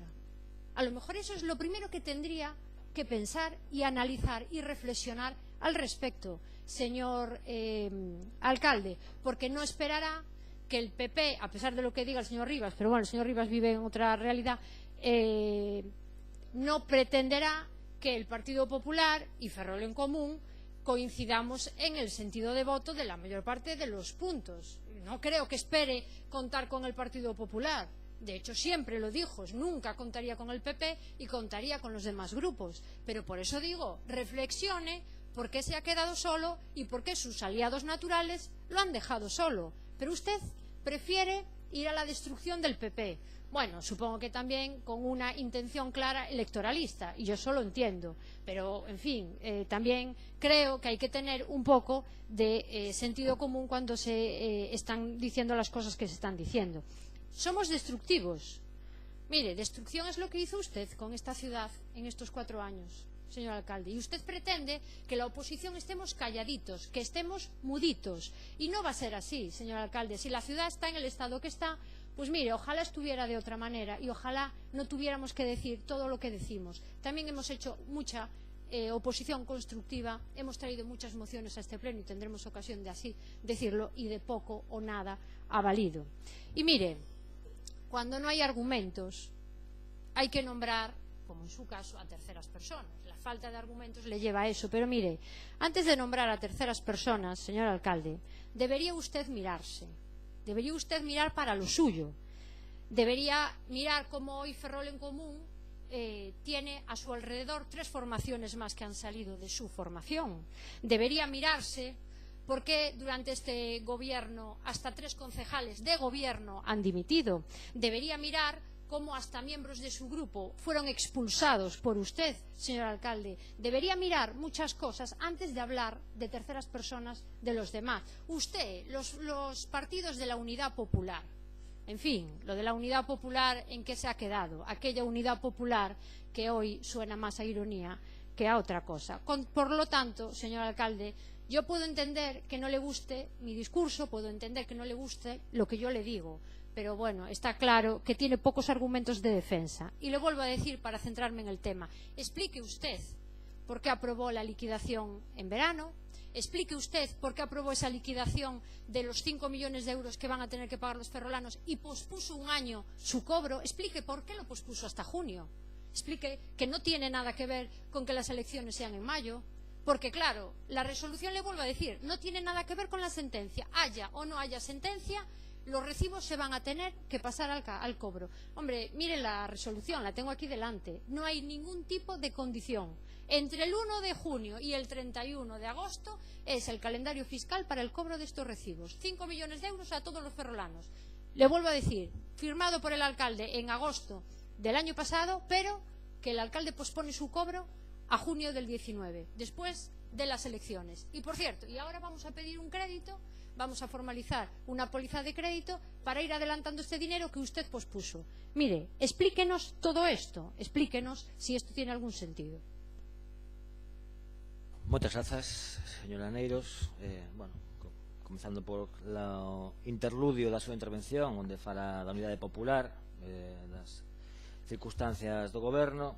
Podemos preguntar onde está o mellor concelleiro da historia de turismo de Ferrol, o señor Calvo, que desapareceu misteriosamente. Onde está o señor Lantri, onde está o señor José Manuel Rey, onde está esa candidatura do ano 2015? Pois é o mesmo, esas desaparicións. Onde está Guillermo Evia? Onde está o Partido Popular glorioso? Pois o mesmo, sí, gloriosísimo. En fin, se esa é a gloria, o primeiro que deberían facer é, se queren a gloria, ler as propostas que veñen ao pleno, porque poden facer seguir facendo interpretacións torticeras da realidade, pero que pon a proposta, isto é para todos, é que se acompaña tanto nas contas do 17 como nas contas do 16, literalmente na proposta que ven ao pleno da corporación, acompáñase o informe favorable de auditoría suscrito por Audigal SL, que esta intervención asume na súa totalidade, tendo consideración de colaborador desta intervención nos termos do artigo 34 do Real Decreto 424/17. Por lo tanto, os informes tanto de Audigal como da intervención son favorables para as contas do 17 e do 16, formuladas por Mafesa, obviamente, non as vai formular a empresa mixta de turismo, porque son de Mafesa. E logo, en relación a que sí que se xenera responsabilidade, tamén é unha disposición normativa. Non require a conformidade cos actuacións refletidas nela, nin ser a responsabilidade por razón da mesma. Poden seguir insistindo, poden seguir utilizando os argumentos que queiran. Eu teño moi claro que as eleccións son en maio, cada un ten que facer o seu traballo e justificar este tempo de inactividade destes últimos 4 anos, de non facer moito traballo de todo o Concello, pero cada quen ten os seus motivos. E respecto á aprobación deses padróns, dende logo que ven imposto por unha sentenza judicial, non é que queramos facer o cobre porque non estamos de acordo con esa sentenza, e por eso apelamos unha sentenza acolléndonos a un dereito fundamental, que é o dereito a ir a unha segunda instancia, como vostede ben sabe. En caso de que esa sentencia será favorable, habrá que determinar como se fixo esa recepción da depuradora, por que se xiraron unos recibos e por que se recolleu esa instalación nun estado lamentable e se adoptaron as medidas que se adoptaron con total irresponsabilidade no ano 2014. Pero eso será outra cuestión que será dictaminado polos tribunais en su momento. Votos a favor do punto número 5. 7 a favor. Votos en contra. 17 en contra. Punto número... abstencións? 1. Punto número 6, votos a favor. 7 a favor. Votos en contra. 17 en contra. Abstencións? 1 abstención. Punto número 7. Proposta da aprobación definitiva da conta xeral do Concello de Ferrol co exercicio económico 2017. Bueno, pois novamente extraemos esta conta, o informe 219 da intervención xeral no mesmo sentido, ven a informar a necesidade de que o Pleno apruebe a conta sin que eso supoña a conformidade cos actuacións refletidas nela, ni que xere responsabilidade por razón da mesma. Esta conta xa foi traída a un pleno anterior, aínda que non foi aprobada en cumprimento das obrigas do Concello de Ferrol, xa foi rendida ante o Consello de Contas, por lo tanto, o Tribunal de Contas, e que, por lo tanto, pedimos o voto favorable. Señora Leira. Eu non puiden estar no pleno extraordinario de 19 de decembro de 2018, onde se presentaron as contas do exercicio 2017 por primeira vez, como ven coas datas, pois foron en tempo, presentado no tempo correspondente. De estar no pleno de 2018, trataría de dicir con maior ou menor fortuna aquilo que xa se dixo por parte dos que interviron na sesión plenaria e que probablemente hoxe se teña que volver a repetir aquí. Volver a falar do que hai é evidente. O grau de execución dos investimentos, A teima que teñen vostedes en sobrepasar os límites da xa de por sí estrita, isto entre comiñas, Lei de Estabilidade Orzamentaria. A teima, polo tanto, de considerar insuficiente a regra de gasto, o recoñecemento extrajudicial de crédito como fórmula ordinaria de pagamentos de facturas, con todo o que iso implica para o estado dos servizos públicos. E Mafesa, que xa vai ser a palabra maldita, a peculiar maneira de entender o programa electoral e de goberno en materia de subvencións e de convenios. En fin, todo isto que vostedes cualifican de trámite contable, a ver si cola e tiramillas. Repito o que xa dixen no punto anterior. O documento é o mesmo que o do pleno anterior. As contas que se presentan son as mesmas. Mesmo teimudamente a cousa, até os erros que podían ser perfectamente corrigidos son os mesmos. A xustificación que se fai é a mesma, faltaría, e non sigo. Pouco máis se pode engadir diante de tanta persistencia, certamente, señor alcalde, e goberno, persistencia temeraria. Seremos, pois, persistentes tamén, porque realmente isto é todo un convite para selo. Gracias. Señor Basafret. Bien. También en este caso, en el pleno de diciembre, como la pasó la señora Leira, yo no pude estar y por tanto no pude debatir sobre este punto del pleno. De todas maneras, para empezar, decir que el retraso ya en diciembre, que no ahora, que es la segunda vez, de este punto del día, que tenía que haber llegado mucho antes, pues es evidente en ese retraso en las cuentas generales que tenía que haberse hecho ya en octubre, ¿no? Hablar nuevamente de Mafesa y su tasa, de los contratos de basura, de la paralización de la gestión, de la falta de presupuestos de ese año, 2017 estamos hablando, de la falta de inversión de la ciudad, etcétera, etcétera, etcétera, creo que vamos a resumirlo en una cuestión mucho más práctica y sencilla.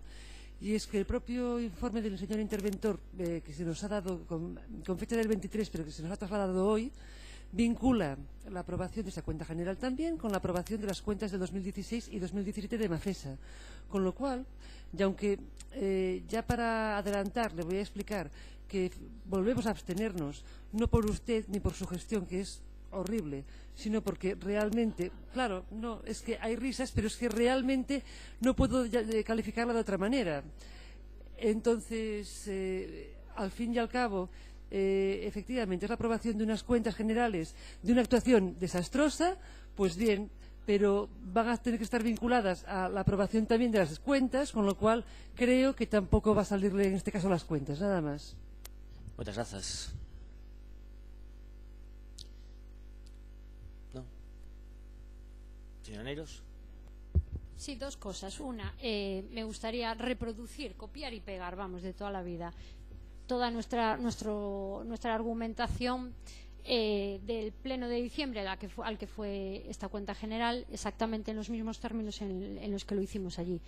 Y simplemente, como usted preguntaba dónde están en la anterior intervención, yo también, pues ya puestos en esa tónica, también me gustaría saber a dónde se fue pues su compañera de partido, la señora Yolanda Díaz, al año y pico de no ganar las elecciones en este concello. Supongo que hay una diferencia, y es que usted lo echa en cara a los demás partidos. Nosotros no lo hacemos. A nosotros nos parece fantástico que la señora Yolanda Díaz esté ocupando otros puestos de responsabilidad, no se lo vamos a echar en cara, pero simplemente para que lo sepa, porque el 50% de Izquierda Unida en el mandato del 2011 desapareció de este pleno. Moitas grazas. Pois eu tive ocasión por razóns de traballo no Congreso dos Deputados en dúas ocasións. Nunha delas Juan Juncal non estaba e noutra estaba dormindo. Se queremos falar de onde está cada quen, pois cada un saberá onde está. En definitiva, a conta xeral, bueno, cada un se pronunciou. Eu insisto na necesidade de aprobar as contas, cada un que tome a decisión que considere oportuno. Seguimos pedindo voto favorable e sometemos a proposta a votación.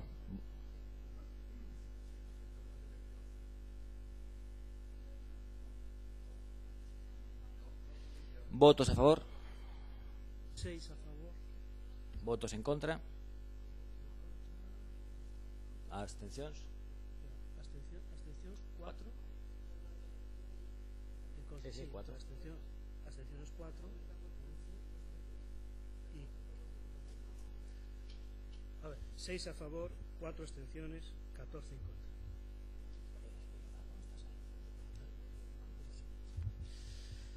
Punto número 8. Proposta de aprobación de convenio de cooperación da Administración Xeral da Comunidade Autónoma de Galicia con este Concello para a convocatoria e desenvolvemento dos procesos activos dos membros dos corpos da Policía Local. Señor Montes.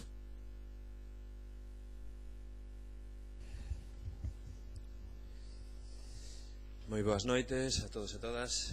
Bien, este convenio ven un pouco marcado de tempo atrás, onde a Federación Galega de Municipios traslada a Xunta de Galicia a posibilidade de cooperación e de centralizar os procesos selectivos para policías locales, porque axilizaría moito mellor os trámites, porque facilitaría a aqueles concellos máis pequenos a participación nun proceso transparente en pé de igualdade con outros concellos que teñen moitos máis medios.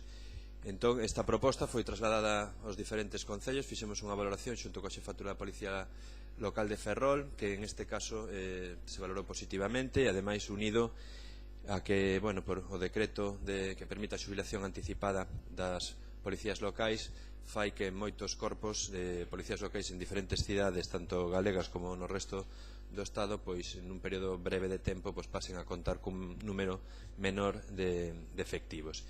Ante isto, nosotros valoramos positivamente a posibilidade deste convenio, que facilitará, ademais, mirando un pouco desde as institucións, desde as administracións, que as persoas se podan presentar nunha soa convocatoria en todos aqueles concellos onde se oferten plazas, quedando, como en cualquier outro proceso selectivo, as persoas que obteñan a mellor puntuación poderán obter destino, e aquelas outras que quedarán en quenda da garda para cando se haxa que cubrir unha vacante, co cual eu creo e pensamos que o sistema permitirá cubrir as vacantes que ten o Concello de Ferrol de forma máis áxil, e que ademais quedará unha lista de contratación tamén a disposición do resto de concellos.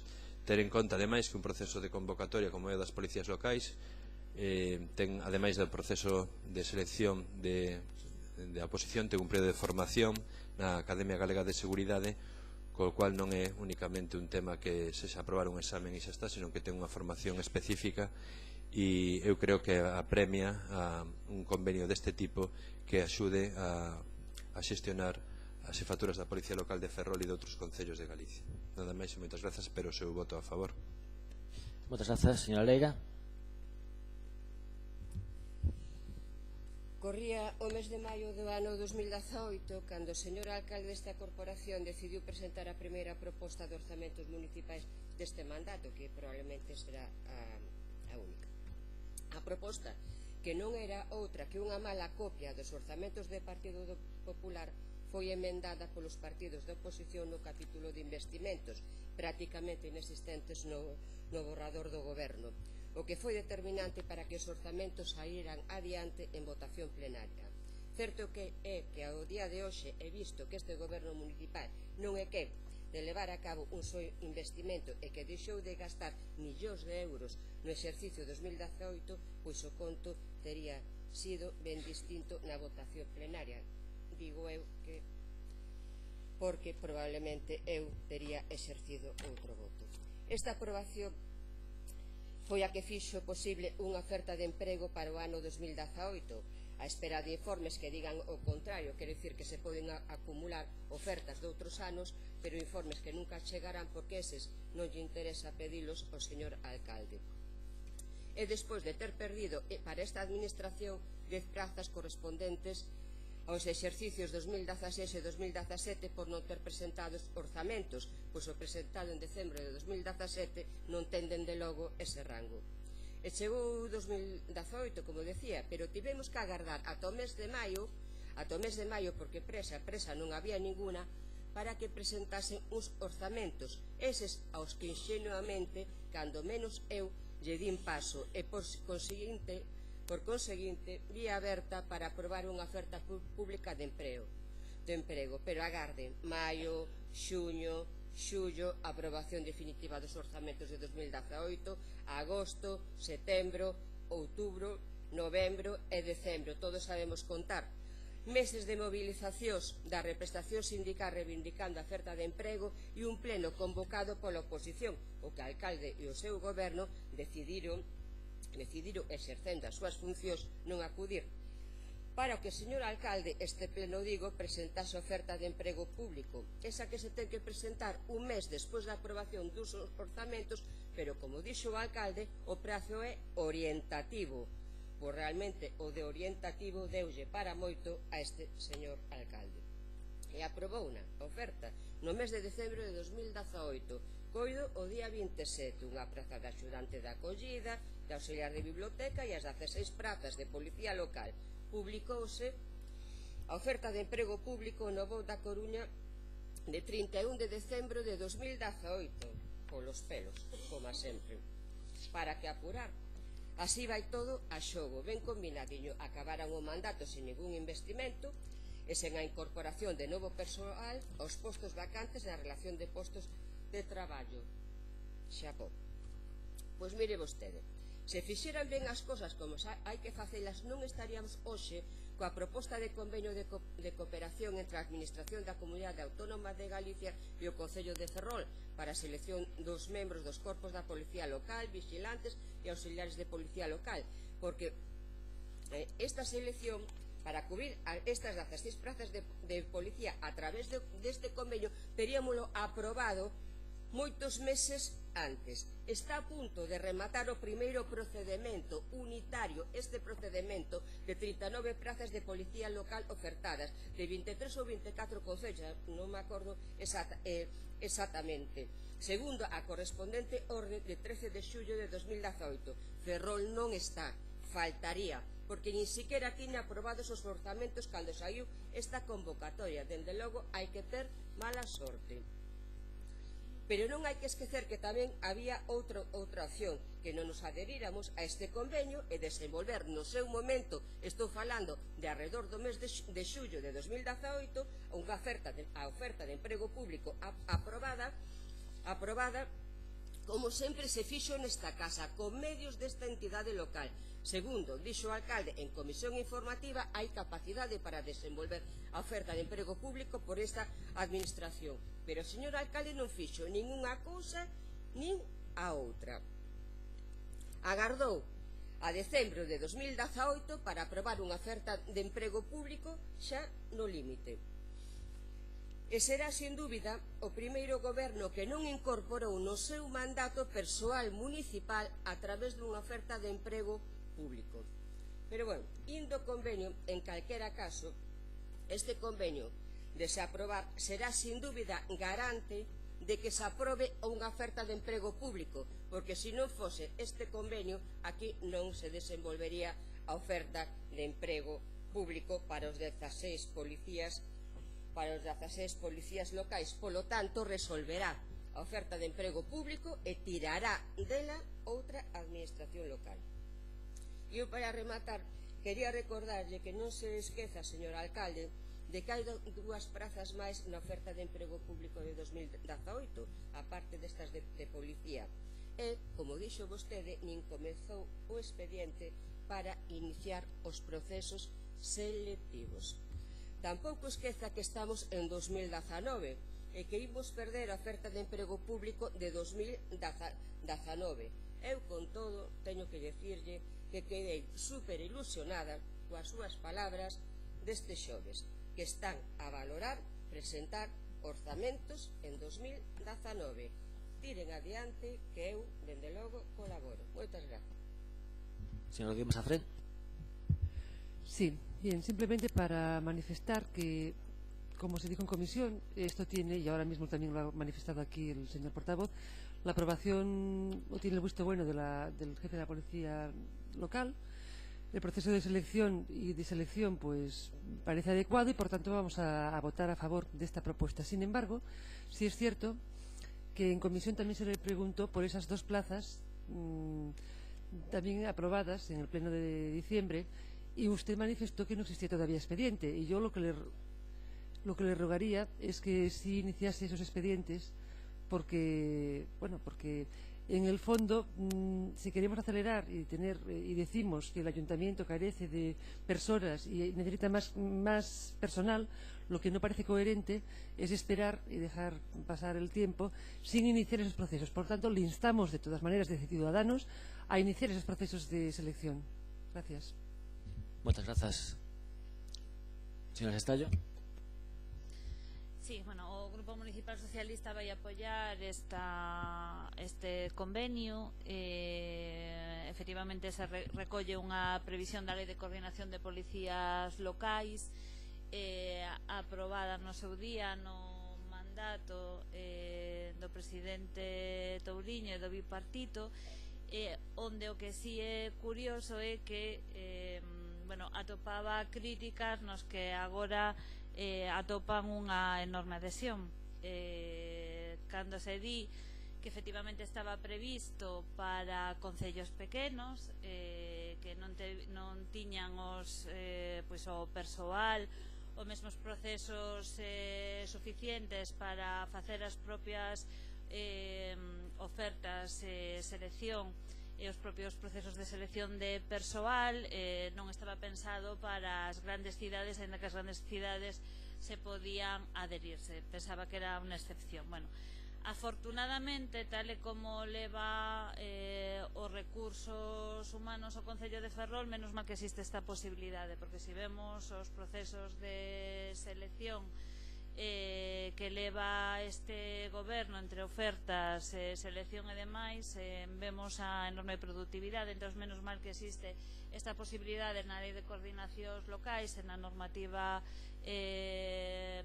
posterior que permite todo o desenvolvemento do que se contempla na resolución, así como os efectos colaterais que veñen na mesma normativa.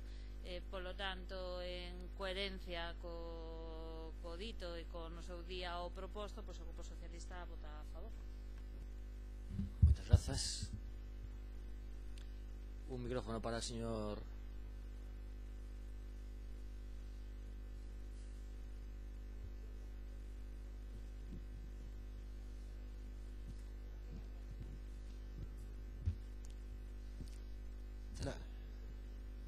Chegará. Sí. Cando ti non estés, claro. Bueno, pues nada, yo suelo decir que hoy podemos estar tranquilos, la verdad, porque gracias a este convenio esto lo que nos va a garantizar es que podremos tener 16 nuevos policías, y lo va a garantizar porque es que ya no va a depender de ustedes, porque es que lo que está claro es que todo lo que tocan es sinónimo de parálisis, y así llevamos 3 años sin una sola oferta pública de empleo. Y para una que logran hacer, primero iban a ser 4 plazas, luego quedaban en 2, y hombre, viendo su manera de trabajar, pues yo es que la única esperanza que tengo es que dentro de 4 meses haya un nuevo gobierno en el que no esté usted y las puedan sacar y hacerlas, porque si no, mucho me temo que van a quedar en 0. Lamentar que en 4 años pues hayamos visto como la plantilla municipal menguara y que este gobierno y este sindicalista pues no moviera ni un dedo por solucionar este problema, ¿no? Esta es la importancia que le dio el señor Suárez a los servicios públicos. Alegrarnos por este convenio y por saber que tendremos 16 nuevos policías que falta hacen, y confiar que en 4 meses pues el señor Suárez ya abandone su poltrona y haya un gobierno que apruebe cada año unos presupuestos y saque cada año una nueva oferta pública de empleo. Moitísimas grazas polas súas amables palabras, señor Padella. Señor Montes.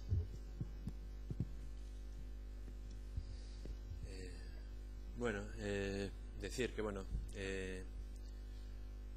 decreto polo que se regula a cooperación entre a Administración da Comunidade Autónoma Galega e os concellos foi publicado o 22 de novembro de 2017. As reunións previas que houve coa vicepresidencia, pois xa a maioría das cidades galegas, ou polo menos coas que temos contacto habitual, manifestaron que se iban sumar este tipo de convocatoria. Recentemente tamén se sumou Ourense, con lo cual que si a FEGAM trasladou esa necesidade a Xunta de Galicia e estaba pensada en concellos pequenos, eu creo, e como foi a opinión xeralizada tamén das grandes cidades ali representadas, e non só dos políticos que ali estábamos, sino sobre todo, e o máis importante, o ben dos seus coordinadores de seguridade, o ben das súas xefaturas da policía local, todos se manifestaron moi favorables a este tipo de iniciativa. E conto isto porque, bueno, cando o Concello de Ferrol asumeu ou valorou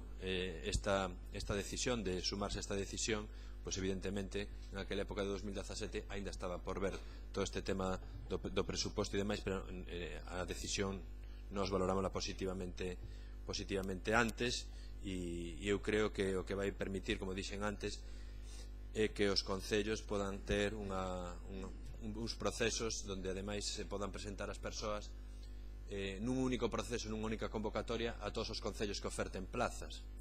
Na anterior convocatoria sumáronse 39 concellos, os maiores deles eran Narón e Vilagarcía, o resto de grandes cidades galegas con ou sen orzamento súmanse máis tarde, porque as realidades das administracións locais de maior número de habitantes pois ás veces son máis complexas, e simplemente, como fixen a petición anterior de solicitar o voto a favor, pois agora agradecer o voto favorable a esta proposta. Moitas grazas. Votos a favor?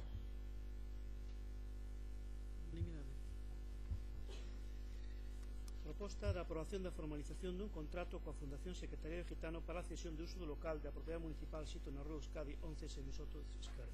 Señora Ruiz. Bueno, boa noite a todas e a todos. O Concello de Ferrol, a partir de novembro de 2017, consegue unha financiación a través de fondos europeos, que neste caso é o programa Promociona, que xestiona en varias cidades, en 47 localidades, unha vez se suma a Ferrol, a Fundación Secretariado Gitano.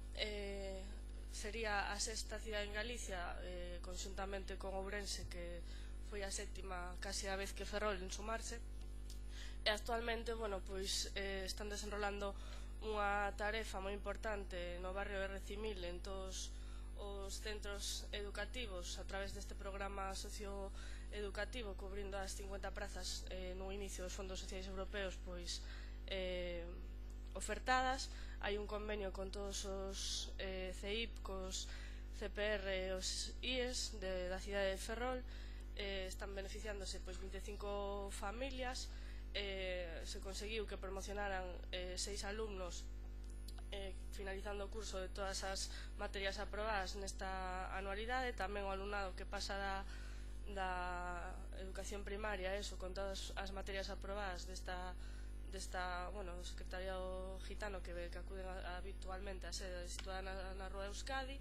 Un alumno que tamén fixo estudos posobligatorios, e outros alumnados que sen na ESO, aínda que non promocionasen, pois continuando os estudos. Consideramos que a chegada do Secretariado Gitano a Ferrol a partir dese novembro de 2017 pois foi moi positivo, tanto para o barrio de Recimil como para os ensanches.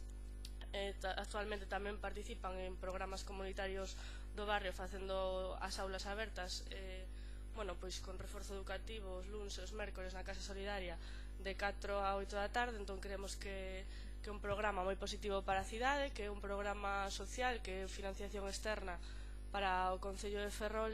Agardamos a unanimidade no voto para formalizar a estancia deste programa, que ten vistas a 2021 e posibilidade de entrocarse ou liarse con outros programas de Fondo Social Europeo máis dirixido cara ao emprego destes alumnos que agora están estudando e promocionando. Moitas grazas, señora Ruiz. Señora Leira. Eu non vou entrar a cuestionar nin o máis mínimo o labor que desenvolve a Fundación Secretariado Xitano en Ferrol, como no resto das cidades. Dende logo, dende aquí, os meus parabéns. É lóxico tamén que para impartir aulas ou para desenvolver tarefas de orientación laboral dispoña a Fundación dun local axeitado aquí en Ferrol. Até aquí todo ben, pero seguimos e non vamos a seguir tan ben. Vou reproducir o publicado o 29 de novembro de 2017 por Ferrol en Común na súa páxina web.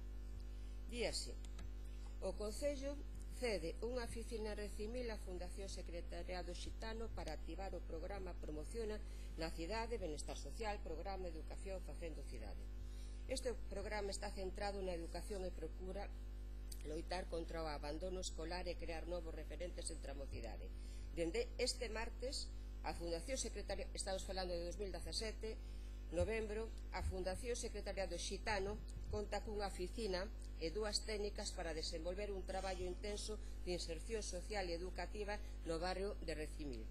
O alcalde Jorge Suárez e a concelleira de Benestar Saíza Ruiz, aparece a foto cos concelleiros máis outras persoas que da Fundación Secretariado Xitano, participaron hoxe na apertura da oficina que dá a benvida ao traballo desta fundación na nosa cidade, que desde hoxe, en daquela, novembro de 2017, ten a súa sede na Rúa Euskadi número 11, nun local cedido polo goberno municipal, puntos suspensivos. Tamén aparecía, isto é cousa miña, recollido isto en diferentes medios de comunicación.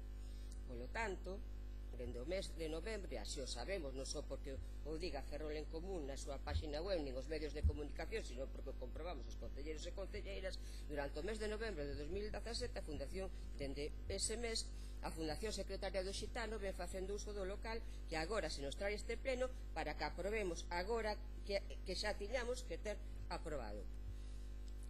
Isto, de verdade, non é difícil de entender, pero non é difícil de entender dado este goberno municipal. Certo é que o expediente se inicia por solicitude da área de benestar en outubro de 2017 e que despois hai discrepancias que se manifestan en distintos informes entre a intervención municipal e a xefatura de Facenda por cuestións nas que non vou entrar relativas a cesións de usos de inmobles patrimoniais durante o mes citado. Pero o anterior significa que non houbo un abuso de poder discrecional que o alcalde se atribúe nesta área. E tamén hai unha pregunta: isto se circunscribe únicamente este abuso ao que Recimil? Porque que é o que pasa en Recimil? Pois pasa o que en ningún caso debería acontecer. Pasa o que se está a denunciar con 1000 razóns para facelo: o reparto e a adxudicación discrecional. Esta é outra: os desafiuzamentos selectivos despois de que se declarara a Ferrol cidade libre de desafiuzamentos, a nula xestión a hora de buscar solucións habitacionais cando hai sentencias xudiciais polo medio, a comparecencia permanente do Concello diante casos que deberían de resolverse extrajudicialmente, a inexistencia dunha oficina de vivenda independente funcional e administrativamente do negociado de patrimonio, exclusivamente dedicada a xestión transparente e eficaz da vivenda pública municipal, a falta total e absoluta de transparencia. Ula, señor alcalde, a Comisión de Vivenda aprobada por este pleno. Non, claro, é que estas propostas apróbanse para molestar e entorpecer a xestión do señor alcalde, non?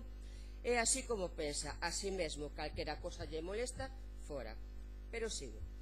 Pero quizás non é privativo de Recimil. En calquera caso, a cesión de novembro de 2017 chámese política clientelar. É seguro que se vai a utilizar estas as miñas palabras para poñer o foco no labor da Fundación. Vaise retirar o foco da xestión nefasta e negra como o carbón en canto a transparencia e vaise decir que sae todo isto como resultado de que hai que entorpecer o labor de goberno en materia social sensible, etc. Tamén iso, que é moi habitual, forma parte da calumnia e da difamación permanente na que vostedes están instalados. E agora, se queren, explíqueme como se pode facer unha cesión en novembro de 2017 e que esta se faga efectiva e que se traia a pleno en xaneiro de 2019. Señora Guimás Afred. Sí, simplemente para manifestar nuestro voto a favor, decir y respaldar la labor de la Fundación del Secretariado Gitano en relación a sus labores de programa social realizadas con esos estudiantes y esas personas a las que ayudan.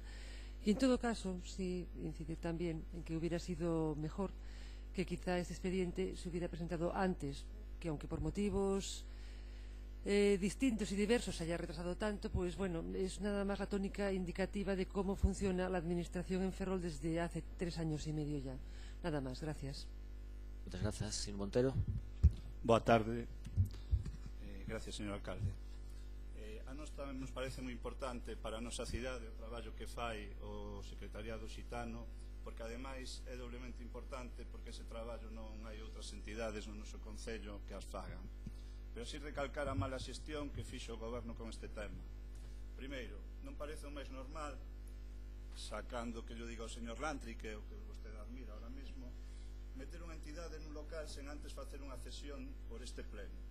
Vostede leva máis dun ano con este procedimento.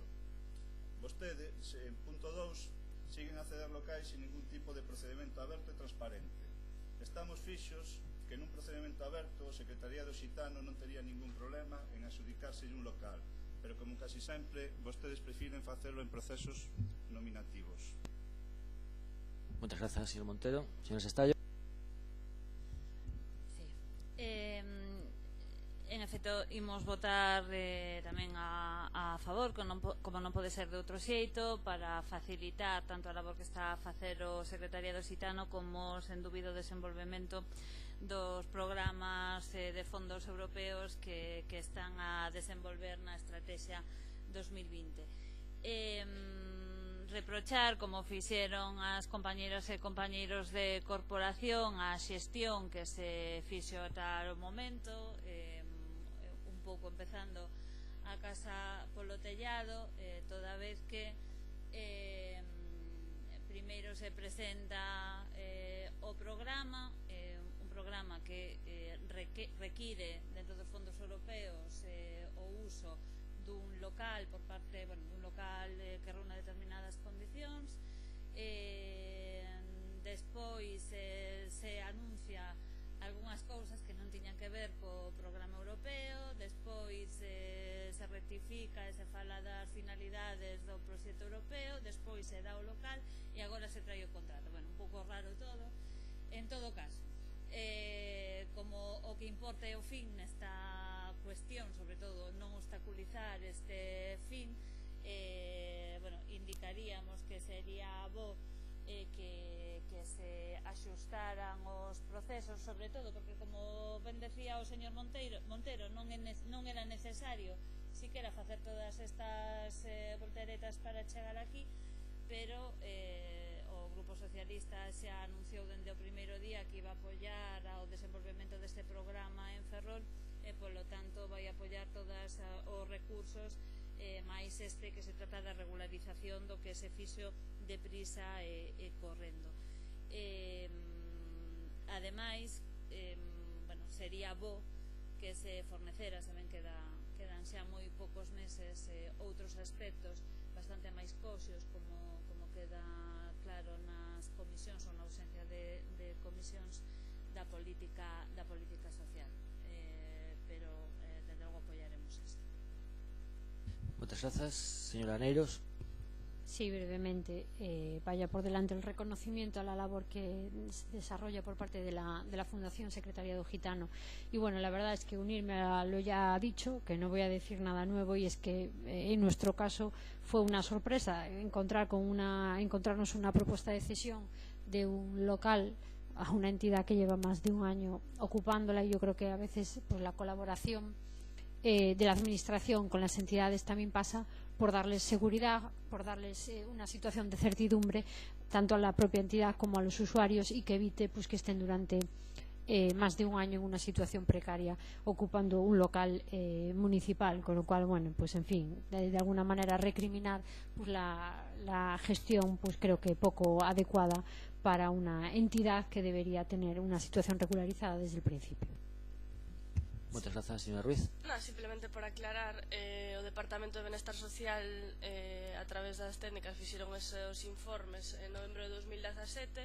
A partir de aí se podería ter feito por decreto de alcaldía directamente ou por outras vías de cesión en precario, ou como outras responsables que cedían locais ou chaves sen ningún tipo de papel ou concorrencias competitivas, como este goberno si fixo en Portanova. Neste caso, pois se deu a partir dese novembro de 2017 inicia os trámites, un ano de Fondo Social Europeo non se ian a perder por en tanto en canto certos departamentos pois siguen o trámite habitual, que ás veces duran máis ou menos, e o que ten ás veces a burocracia da administración, pois por suposto este goberno a partir dese novembro de 2017 Ferrol en Común se esforzou para que o secretariado gitano se implantase na cidade de Ferrol, e hoxe en día pois os habilitados competentes pois dan máis seguridade que veña a pleno para futuras convocatorias deses fondos que son prorrogados cada ano por curso, pois benvenido sexa para que o secretario gitano se quede pois moitos máis anos nesta cidade facendo ese traballo comunitario no barrio, así que parece que vai haber unanimidade. Moitas grazas aos grupos por apoialo e nada máis. Moitas grazas. Votos a favor?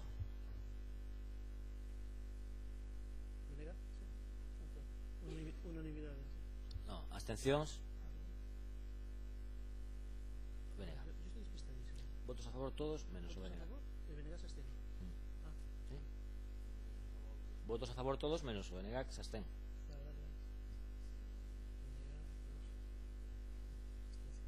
Tiene...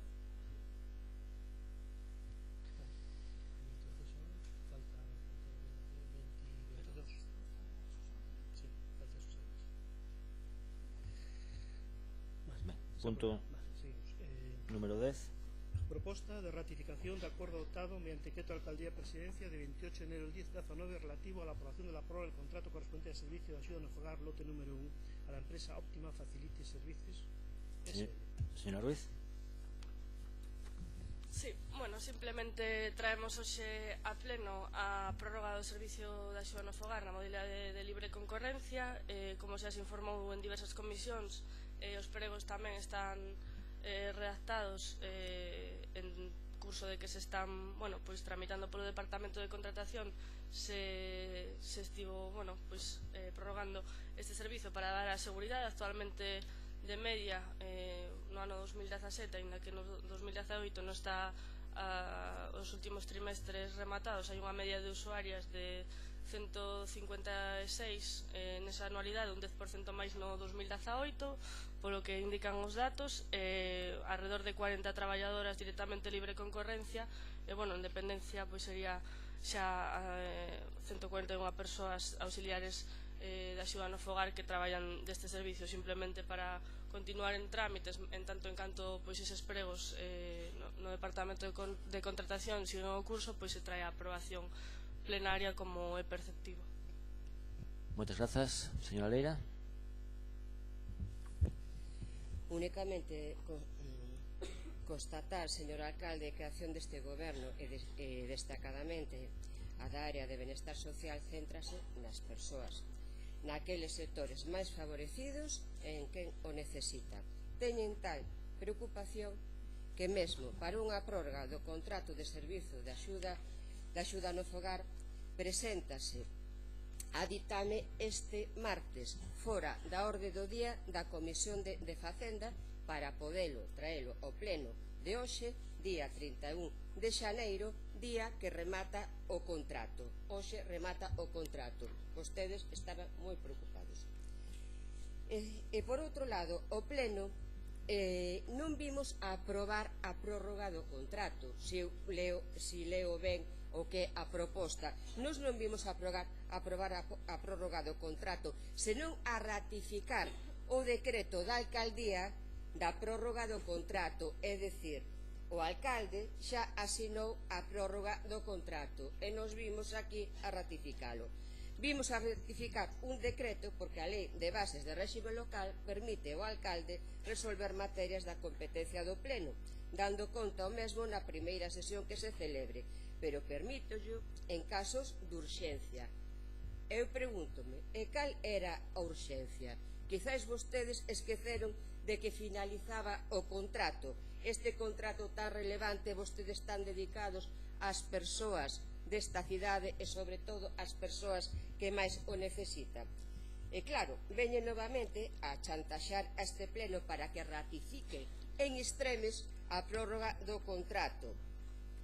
Ou é que estiveron, até o último minuto, estudiando outros modelos para a xestión de servizo, como así debera ser, pero non estudar, sino presentar outro modelo de xestión. pero non, aquí vimos a ratificar unha prórroga que a súa vez foi aprobada polo señor alcalde porque non deberon de ter o tempo suficiente ou se olvidaron de que existía este contrato.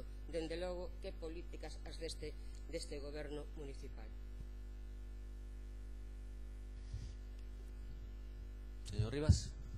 Grazas, señor alcalde. Ben, a prórroga do outro dos lotes do Servizo de Axuda no Fogar, xa vostedes trouxeron a este pleno municipal, creo que foi no mes de agosto, outro dos lotes, e estamos a falar do mesmo. Están a propoñer a prórroga dun contrato desenvolvido polo Partido Popular no ano 2014 que estableceu criterios polos cales se presta este servizo, que considera que os concellos e os usuarios e usuarias deben ser partícipes do copago dun servizo que é de competencia autonómica, que o actual candidato á alcaldía do Partido Popular limitou a posibilidade de que se puderan incrementar as horas que se prestan a través deste contrato no seu mandato como alcalde nesta cidade, a pesar de que se cansou de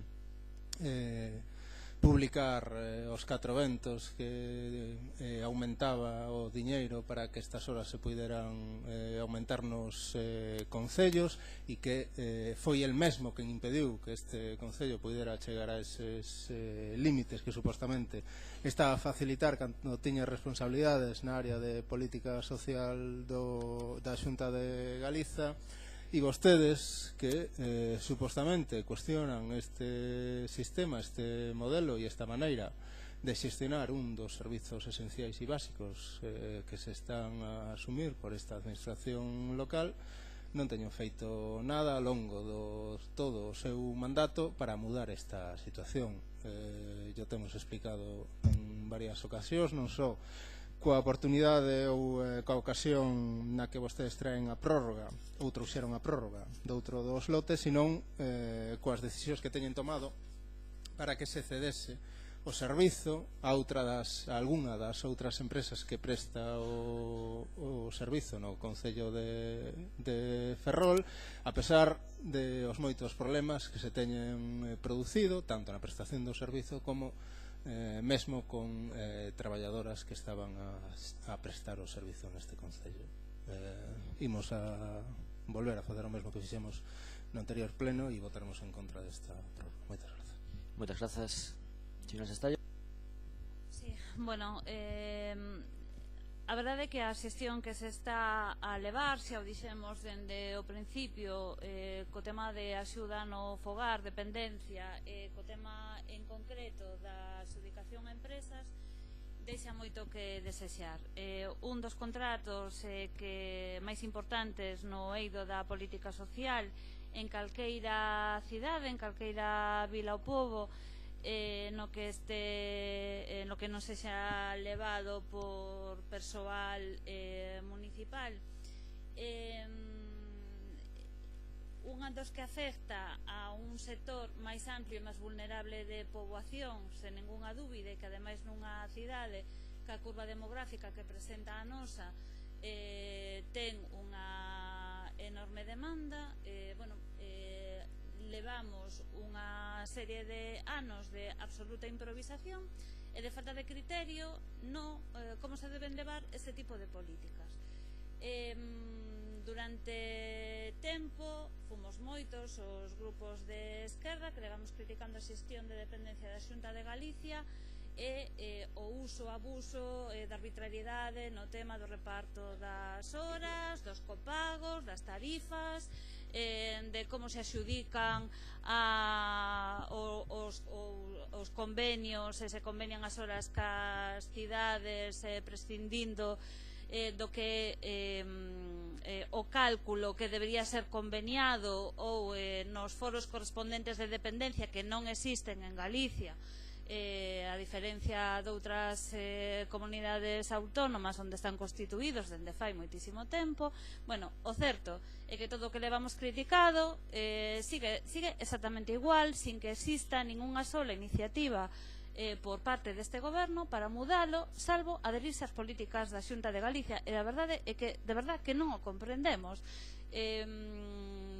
non comprendemos porque non existe ninguna única xa non modificación que evidentemente ten que ser concordada ca Xunta, senón a lo menos unha iniciativa como houve no primeiro ano acordada na Xunta de Goberno no primeiro ano deste mandato para modificar o sistema relativo á axuda á dependencia e da axuda a domicilio conveniado ca Xunta de Galicia, respecto ás horas, respecto ao copago, respecto a quen corresponde á decisión, respecto ás políticas de contratación. Xunto a esta adhesión absoluta á Xunta de Galicia, isto se produce, ten como consecuencia unha deriva que fai que isto vaya como en automático. E o único que se fai é que nos quedamos sin empresas en vez de sacar a concurrencia competitiva, se fai unha cesión de empresas co que xa nos manifestamos no seu día en contra, non porque seña ilegal, xa o aclaramos e evidentemente veu a pleno, sino porque creemos na posibilidade das concurrencias competitivas e non na renuncia dunha en cesión cedendo a outra que non se presentou no concurso correspondente. Despois, nos últimos días se chega ca prórroga correndo para levar o pleno en vez de aproveitar o momento en que se aproba inicialmente para ir facendo as modificacións que deberíamos facer como cidade, que fixeron outras cidades no ámbito de Galicia, dende logo noutros sitios, para modificar a situación da dependencia. E ademais avisámoslo, pero é que precisamente Ferrol vai quedar privada polo menos polo de agora da posibilidade das melloras que se incrementan no seu caso ca aprobación dos orzamentos xerais, nas melloras a dependencia, as melloras enormemente importantes que a dependencia se contemplan no proxecto de orzamentos do Estado e que están pensadas ademais cunha serie de tarifas de creación de emprego, etc., que redundan na mellora das persoas dependentes e das persoas cuidadoras que na política de dependencia e de axuda a domicilio da cidade de Ferrol non se contemplan en absoluto. Polo tanto, nos non imos a opoñernos hoxe a que saia adiante esta prórroga, pero é que xa o dixemos varias veces, sempre temos que escollar entre o malo e o peor. Nos pasamos este mandato escollendo entre o malo e o peor. Nunca podemos escoller nunha iniciativa a favor de mellorar, neste caso, as políticas sociais, as políticas de dependencia. E fíxese vostedes que están nos grupos representados nun grupo do Parlamento que está dicindo máis ou menos con matices o que estou dicindo agora. E vostedes están facendo no Concello de Ferrol todo o contrario, todo o que están criticando no Parlamento de Galicia como grupo parlamentario. Non son isto, moitísimas cousas, pero este é un tema de enorme sensibilidade para a cidadanía. É curioso que, ademais, claro, o seu grupo non pode facer referencia nunca ás políticas da cidade de Ferrol en materia de dependencia, en materia de axuda a domicilio, como en outras cuestións, cando critican a Xunta de Galicia, porque resulta que o Concello de Ferrol está adherido de facto ás políticas da Xunta de Galicia en materia de dependencia, e, polo tanto, pois existe, como existen en tantas cuestións de privatización de servicios, de Mafesa, etcétera, etcétera, pois a mesma política do Partido Popular. Entón, imos a externos para non obstaculizar unha prórroga que chega ao último día e sin posibilidade de alternativa, pero xa dixemos no pleno anterior que, por favor, aproveitaran estes meses que se iban a producir para facer modificacións polo menos propostas para que poidéramos cambiar a política de dependencia e de axuda a domicilio para mellorar as persoas usuarias ou potencialmente usuarias no Concello de Ferrol que hai en lista de espera. Sentimos moitísimo pois que non se teña traballado nada neste sentido e que unha vez máis veñamos aquí con algo tan serio como a política que afecta as persoas a un mero trámite como se estivéramos aprobando unha corrección do POS. Muchas grazas. Señora Martínez Beceiro. Muchas gracias, señor alcalde. En parte repetir lo que ya dijeron los compañeros de la corporación en sus intervenciones, pues el hecho que es innegable que el contrato termina hoy, finaliza hoy y que se vuelva a repetir lo que ocurrió a finales del año pasado. Fue en el pleno de octubre cuando se trajo la prórroga para uno de los mayores contratos de este ayuntamiento, y yo creo que estábamos de acuerdo todos los que habíamos intervenido en ese punto diciendo que era uno de los más importantes, no solo por la cantidad de presupuesto que conlleva, sino por el servicio que se daba, que es pues la ayuda a domicilio a un montón de cientos de personas con dependencia en nuestra ciudad, con la característica que tiene Ferrol, un censo envejecido y con muchísima gente que vive sola, y que este servicio hace que cada día su calidad de vida pues esté cubierta. Realmente el traer al día de hoy, cuando finaliza el contrato, el otro lote, que era el que finalizaba pues en enero, el 31 de enero, realmente para nosotros es volver a traer al límite, estirando hasta el máximo la posibilidad de iniciar o agilizar con carácter urgente lo que es la nueva licitación del nuevo contrato. Además, consideramos que no deja de ser una contradicción que por parte de este gobierno se traigan prórrogas de estos dos lotes, teniendo en cuenta que, algo a lo que hizo mención el portavoz del BNG, que era a las horas de ayuda a domicilio que se debían, y también, se habla aquí de una lista de espera que es real, y que se, criticaba por parte de este gobierno que era porque el contrato que estaba vigente, el contrato del gobierno anterior, no daba la posibilidad de aumentar horas por el presupuesto que conllevaba. Pues lo tenía tan fácil como, desde el primer día que son gobiernos, saben cuando finaliza el contrato de los dos lotes, agilizar la elaboración de los pliegos, pliegos que nosotros hemos consultado en varias ocasiones en las comisiones, pues cómo iba la elaboración, que quisiéramos participar y poder colaborar para entre todos poder hacer unos pliegos que considerábamos adaptados a las necesidades de las personas con dependencia, y ya tener hecho el contrato con ese nuevo presupuesto que tienen aprobado este gobierno, con el único presupuesto que aprobaban, y que supuestamente se iba a adecuar a la necesidad de horas y que podría dar la posibilidad de la eliminación o por lo menos de agilizar esta lista de espera. Realmente, pues traer al límite este servicio y la situación que conlleva una nueva prórroga en este nuevo lote, pues lo que creemos es que lo que está reflejando es una contradicción en lo que se dice y después en lo que se hace, una responsabilidad enorme con lo que conlleva este servicio, una irresponsabilidad no solo con lo que conlleva este servicio, que es un contrato importante, no solo en lo que se refiere al número de trabajadores de las empresas que hacen este servicio, con los dos lotes a los que hacíamos referencia, sino también a lo delicado del servicio, que también se ha puesto en manifiesto, pues ese carácter humano y esa atención a las personas, a un colectivo de personas que son muy vulnerables en nuestra ciudad. Evidentemente vamos a ser coherentes porque creemos que hay que ser responsable en situaciones como estas, y vamos a hacer lo mismo que se hizo en octubre del año pasado, que es abstenernos para no obstaculizar precisamente que se siga manteniendo el servicio. Pero creemos, y vamos a hacer lo mismo que hicimos también en octubre del año pasado, que es volver a instar al Gobierno a que con carácter urgente agilice la aprobación de los pliegos, que los lleve a las comisiones, que los traigan a aprobación al Pleno, para que la prórroga no tenga que ser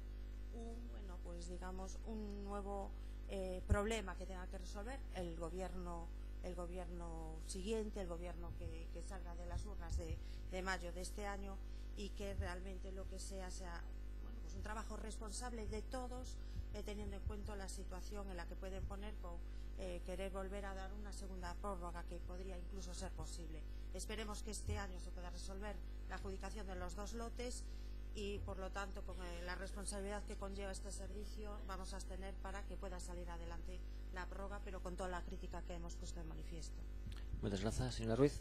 Sí, simplemente para aclarar que non se comenta como que non se fixo nada. A realidade é que dende anteriores responsables ou, anos anteriores, no 2018 houve un 10% máis de horas, tanto en libre concorrencia como en dependencia. En teleasistencia se eliminaron os copagos, que é algo moi innovador, do que nunca se ten escoitado, nin os parabéns, nin dado a importancia que ten, algo que custaba ao Concello de Ferrol 55.000 euros, agora custa ao Concello de Ferrol 25.000, é dicir, a metade, e se atenden o dobre de usuarios, que parece que eso ás veces, sí, X2X, ao final, coa metade do orzamento de inversión se eliminou toda esa lista da garda, xa tende ao dobre de usuarios que antes, algo aí ao pasar do capítulo 4 ao 2, pois sí que se notou, algo do que estamos bastante orgullosas. E respecto de dependencia e libre concorrencia, eu nese sentido, claro que somos como Ferrol en Común moi críticos coa o xeito de xestionar a competencia de dependencia da Xunta de Galicia e impoñer a todos os concellos, non solamente ao de Ferrol, como se comentaba pola portavoz socialista, senón que absolutamente todos os concellos desgraciadamente teñen que asumir esos copagos. Se está traballando tanto no Concello de Coruña como en Ferrol por estudar cada vez máis xurídicamente para ver como se pode eliminar. Agardamos que o Goberno do Estado, unha vez que a través de moitas propostas tanto de Unidas Podemos como do PSOE pois desparalice esa paralizada lei de dependencia do goberno do Partido Popular de Mariano Rajoy e, por suposto, de moita máis amplitude. De todos xeitos non se preocupen porque os pregos están redactados, asinados por min mesma, con todo ese aumento de horas que van recollido no orzamento, como pensaben, con unha inversión moi millonaria para dependencia para persoas maiores. Recollen todas as melloras tamén de fisioterapia para a xente maior. Nos xuntamos con toda a representación sindical das traballadoras de auxiliares de axuda no fogar. Recollimos todas esas demandas tamén que vían, e o Gallá pois tamén a través da Xunta de Galicia pois se mellore ese convenio das traballadoras de axuda no fogar, que ás veces pois entra en dificultade pois de horarios e conciliar a vida persoal e familiar das traballadoras con eses traballos por hora para mellorar o convenio. Así que algo se fixo e, por suposto, que seguiremos traballando para que mellore. Moi ben, sometemos a proposta a votación. Votos a favor? Votos en contra? Votos a favor? 7 a favor. Votos a favor. 7. Ciudadanos? 7. Ana, a favor? Non, vale. Abstencións? 7 a favor. 7 a favor, en contra 2, resto abstención. Sí. 2 en contra de Nera. 3, 4, 5, 5 y 11, 16. Efectivamente. Punto número 11. 7 a favor, 16 abstenciones y 2 en contra. Proposta de renuncia a contratación en régimen de concesión administrativa de la gestión de servicios públicos de recogida y transporte de residuos sólidos urbanos y selectivos de limpieza viaria en Cidade de Ferrol. En esta proposta que foi traída non admitida a súa urxencia por unha concelleira no anterior pleno, traese novamente, espero que teñan tido tempo suficiente para estudala. Trae os informes favorables por parte da xefatura de contratación, polo informe técnico externo contratado, polo informe emitido polo enxeñeiro industrial, polo secretario do Concello e pola fiscalización da intervención. Creemos que o primeiro paso para renunciar a un contrato que consideramos lesivo para o Concello de Ferrol, e a partir da renuncia, se aprobada neste pleno, incoaremos o expediente de xestión directa unha vez que teñamos certificado que se renuncia a este contrato, como digo, lesivo para os intereses do Concello, cunha duración excesiva e que aportaba pouco á cidadanía de Ferrol. Señora Leira.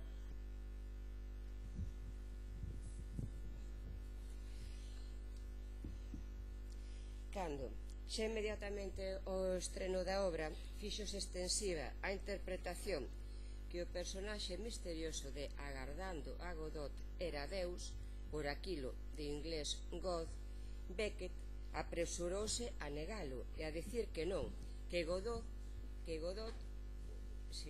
viña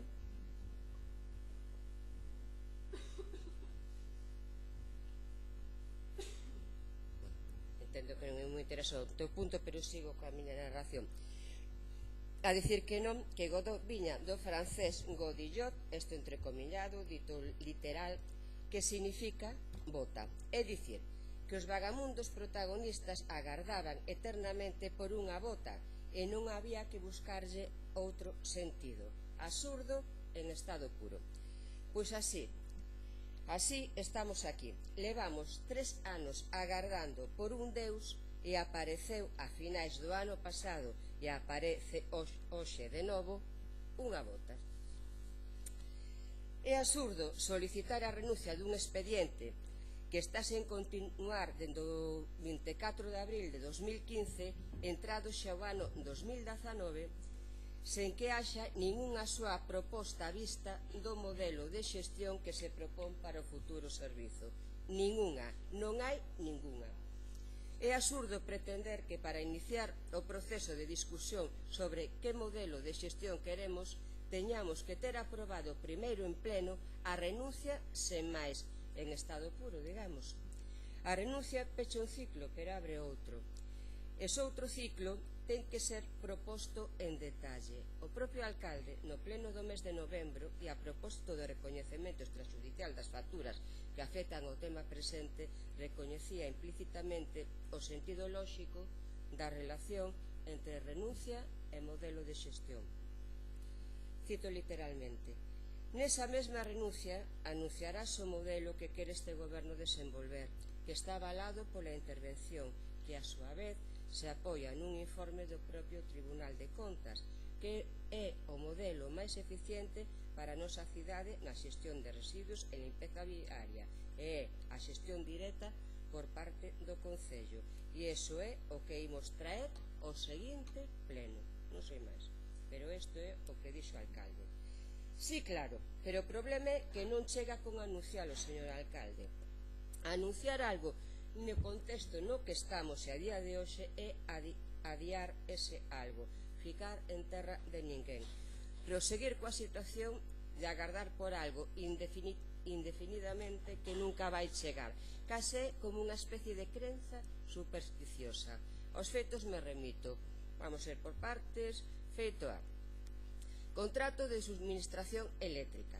Aproba esa renuncia e como o Concello non está preparado materialmente para a xestión directa, hai que ir a un contrato ponte de xestión indirecta.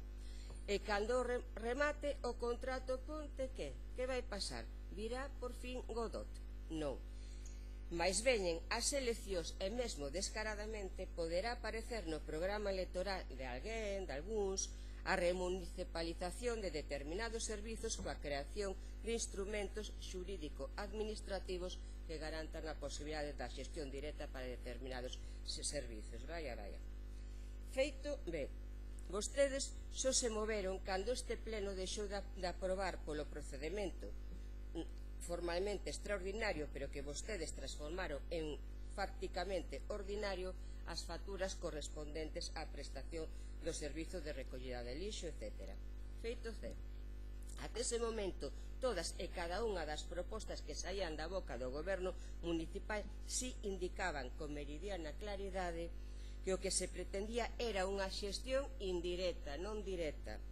Todo ese absurdo continuado e sistemáticamente unilateral tamén, no fondo fuxidizo e esquivo, de xestión mancomunada, de xestión a 3 bandas, e non sei que máis, podemos recordar todo, pero realmente creo que xa é mellor non recordalo, e que non era máis que puro escapismo, escapando unha e outra vez da cuestión do modelo de xestión directa, da súa plasmación concreta, da proposta detallada, do inicio do expediente, que encara os aspectos técnicos, xurídicos e políticos que o Concello vai ter que deseñar para poder acometer o servizo de xestión directa. Neste contexto, incluímos tamén o absurdo de solicitar un informe externo que dea garantías técnicas para propoñer a renuncia á altura do ano 2018, cara a finais de 2018, cando cos informes de intervención e de Secretaría Xeral na man podería terse feito moitísimo antes. Podría terse feito ao longo do ano 2015 ou 2016. Xa nin vou aumentar que se podería ter declarada a caducidade do expediente de contratación. Explicación de tan longa hibernación: a non saída da vía do recoñecemento extrajudicial das facturas. Non hai outra. É dicir, vai pasar con esta renuncia pura, entrecomiñado, que non pase nada, Pois se non vai pasar nada, e cando chega o momento da verdade, o que pasa é que nos pasan por riba, señor alcalde, e que ninguén veña daquela coladaíñas e choromicadas, e que cada pau aguante a súa vela. É dicir, temos diante hoxe aquí unha bota. Señor Guimar Safrén. Moitas grazas pola lección. Señor Rodríguez Masafrén. Bueno, señor alcalde, por fin la esperada renuncia. Después de 3 años y 8 meses de su llegada al gobierno, plantean la renuncia al contrato del servicio de recogida de basuras de este concello. Dice un refrán que nunca es tarde cuando la dicha es buena, por tanto, felicidades. Pero, en fin, lleva mucho tiempo, señores del gobierno y señor alcalde, sin hacer los deberes. Y no puedo, además, pasar de decir, como hizo ya en el pleno del mes de diciembre, de dejar de echarnos en cara a la oposición que esto se ha retrasado por nuestra culpa, porque manifestar así algo como así fue demagógico. ¿Acaso era necesaria esa comisión urgente y una introducción con calzador de este punto en el pleno de diciembre? ¿Qué urgencia era esa? ¿Por qué no convocó posteriormente, si tal urgencia existía, un pleno extraordinario de estos a los que acostumbra habitualmente en esta legislatura a plantear? Son preguntas retóricas, porque quizás yo le voy a contestar, y es que no existía ninguna prisa. Ha mantenido una situación irregular durante años este servicio y después de hoy, aunque se apruebe esa renuncia, vamos a seguir manteniendo esa situación a partir de mañana y durante bastante tiempo. Porque no es cuestión de engañar a nadie cuando decimos que esa renuncia, después de esta renuncia, lo que existe es nada. Literalmente el vacío. Ninguna idea ni ninguna reflexión. ¿Qué ha hecho mal? Voy a detallárselo. Y voy a ser muy ligera porque podría estar aquí toda la noche y tampoco viene al caso. 1. Como se dice aquí, poner el carro antes que los bueyes. Porque en primer lugar, hace mucho tiempo que usted debió pedir los informes necesarios para saber si ese contrato de la gestión de residuos era o no viable, o si además, como así usted había mantenido la promesa electoral y lo estimaba así, si era posible esa renuncia o no. Pero no, el informe o los informes de los que ahora estamos hablando no se produjeron, y usted, eso sí, lo que hizo mientras tanto fue hablar muchas cosas en la prensa y muchas comisiones, pero no hacer nada durante años. Y solo 3 años después de su llegada tuvo a bien solicitar a intervención un informe en el que el señor interventor, de manera contundente y aplastante, indicaba la existencia no de una, sino de varias causas que motivaban el poder desistir del contrato. Como ya le señalamos en muchas ocasiones en comisiones y también en otros plenos, varias veces, usted prefirió esperar y no desistir de ese contrato, gastar más dinero público con informes externos para que finalmente le digan que también, aparte de las causas de desistimiento, existen causas para poder renunciar a este contrato. 2. También lo he hecho mal. Entre tanto, usted, tanto en las comisiones como en la prensa, decíamos que venía anunciando, primero, y recuerdo muy someramente, la remunicipalización, una promesa electoral que tuvo y que enseguida tuvo que descartar por inviable. 2. Contratos de 4+2 que en comisiones se manifestó y se habló y se descartó y después se volvió a hablar y se olvidaron también. 3. Mancomunar el servicio. Y ahí intervino también el pleno de la mancomunidad, trajo algún informe en donde se hablaba de un ahorro de un 12% y donde hablaban de mayor eficacia. Por supuesto, titulares muy bonitos. Pero poco a poco, y además no sabemos por qué, porque es que tampoco nunca lo explicó, motivos desconocidos hicieron que los municipios que iban a mancomunar este servicio dejaran de existir y se fueran restando a esa mancomunidad. Con lo cual ya al final se hablaba de un servicio compartido con Narón. Servicio que hubiera sido una gran oportunidad, pero claro, también con Narón y finalmente, después de mucho insistirle y preguntar, como no, el ritmo de gestión que tiene Narón con nuestro ritmo de gestión que existe aquí es muy difícil, muy distinto, Narón prefirió licitar el propio contrato y desde entonces estamos como caminando en el desierto. Tercer problema, Entre tanto, ¿qué ha pasado aquí, en Ferrol, y en estos plenos? Primero, facturas que van al pleno a través de reconocimientos extrajudiciales y que se ven rechazadas una vez tras otra, como es el caso de hoy. Además, trabajadores que han venido aquí a este pleno a protestar de su precaria situación laboral. Tercero, maquinaria obsoleta y deficiente para la limpieza de las calles y la recogida de los residuos. Cuarto, un contrato irregular y cobro irregular del precio a medida de una tasa, que en definitiva, al legal vamos a decir es, por lo menos. Y en definitiva, y si tenemos que definir todo en una sola palabra, es esperpéntico. Mire, le voy a anunciar. Ciudadanos va a votar a favor de la renuncia. Ciudadanos hubiera votado a favor del desistimiento. Ciudadanos hubiera votado también a favor de la caducidad del expediente. Pero la pregunta es la que le hizo la señora Sterleira el otro día en comisión. ¿Y ahora qué? Porque, bien, simplemente lo que hay que decir es que ahora viene la campaña y usted anuncia la gestión directa del servicio. Ya la lleva anunciando desde hace 2 meses y lo más llamativo o curioso es que la pregunta directa en comisión de ese modelo de gestión directa alternativo a varios modelos que podrían existir, lo que habla, bueno, su respuesta es el silencio, la callada por respuesta. O más bien, ni siquiera eso, lo que dijo, se limita a decir, como profesor frente a alumnos, es que recordarnos que parece mentira que un expediente no se puede iniciar mientras que no se produce la renuncia y no se finaliza con la renuncia. Bien, y yo le pregunto, sí, puede ser cierto que no pueda iniciar el expediente, pero es que la cuestión es si se puede llevar ya a la cabeza o planificación de lo que va a ser. Y cuando usted no contesta y nada más habla de ese modelo de gestión directa, lo que está diciendo o dando a entender es que no hay ninguna planificación ni ningún estudio y por eso no contesta. Y por eso nos dice que no existe ese expediente y que no puede iniciarlo. Pero la idea o la planificación debería de tenerla y no la tiene. Señores del Gobierno y señor alcalde, han tenido 4 años para actuar y han decidido no hacerlo y paralizar Ferrol en este caso y en otros muchos, pero en este caso que estamos hablando. Son 4 años perdidos. No piensen tanto en las urnas y piensen más en Ferrol. Gracias. Muchas gracias, señor Guimasafé.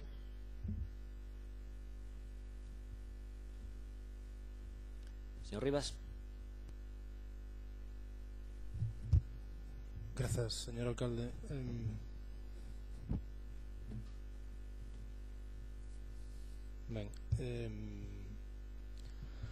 Primeiro, 4 anos de 4 anos perdidos, nada. E se non que yo pregunten a Urbaser se son 4 anos perdidos, que leva cobrando pola xestión dun servizo unha concesionaria que leva xestionando o servizo durante décadas, se leva perdendo 4 anos de diñeiro. Podemos lle preguntar a Urbaser se son 4 anos perdidos. O PP fixo unha proposta para entregarlle o contrato máis caro deste concello a unha empresa privada a través dunha concesión durante 10 anos de maneira ilegal. Esa foi a proposta que fixo o PP. E vostedes, unha proposta do ano 2014, decidiron facer o mesmo ao longo de todos estes 4 anos. O Partido Popular lle fixo a este concello unha proposta na que pretendía entregarlle a unha concesionaria privada a xestión do servizo máis caro deste concello a través dun modelo que estaba censurado pola lei de contratos e que se basaba na xestión de servizos cando era un contrato evidente de servizos, no que non había risco de ningún tipo para a empresa concesionaria, no que se producía fundamentalmente un gasto en queimar residuos, queimar o lixo que se xenera en esta cidade, no que se lle paga máis, ou que se lle pretendía pagar e se lle paga a través dos recoñecementos que vostedes fan permanentemente, no que se lle paga a Sogama por queimar eses residuos, nos que se pretendía reducir a plantilla e votar a xente que está a prestar ese servizo en este concello para a xestión destes servizos e no que fundamentalmente o diñeiro se gastaba en gastos que en nada beneficiaban aos veciños e veciñas desta cidade. Esta era a proposta do PP. Esta era a proposta que vostedes consideran que era, como decía vostede, un contrato lesivo e que por eso traen vostedes a renuncia. Pero este contrato lesivo era lesivo en 2014 e estamos en 2019.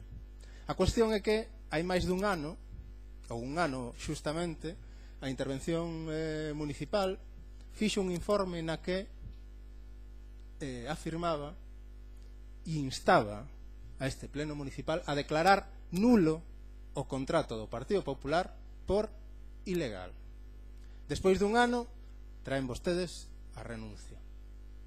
A cuestión é que desde o ano 2014 non hai ningunha novidade, nin hai nada que non saibamos, que non soubésemos en 2014, que non soubésemos o ano pasado, e o feito de que vostedes traian hoxe esta proposta de renuncia non ten máis obxecto que permitir que a situación que herdamos do Partido Popular poida continuar.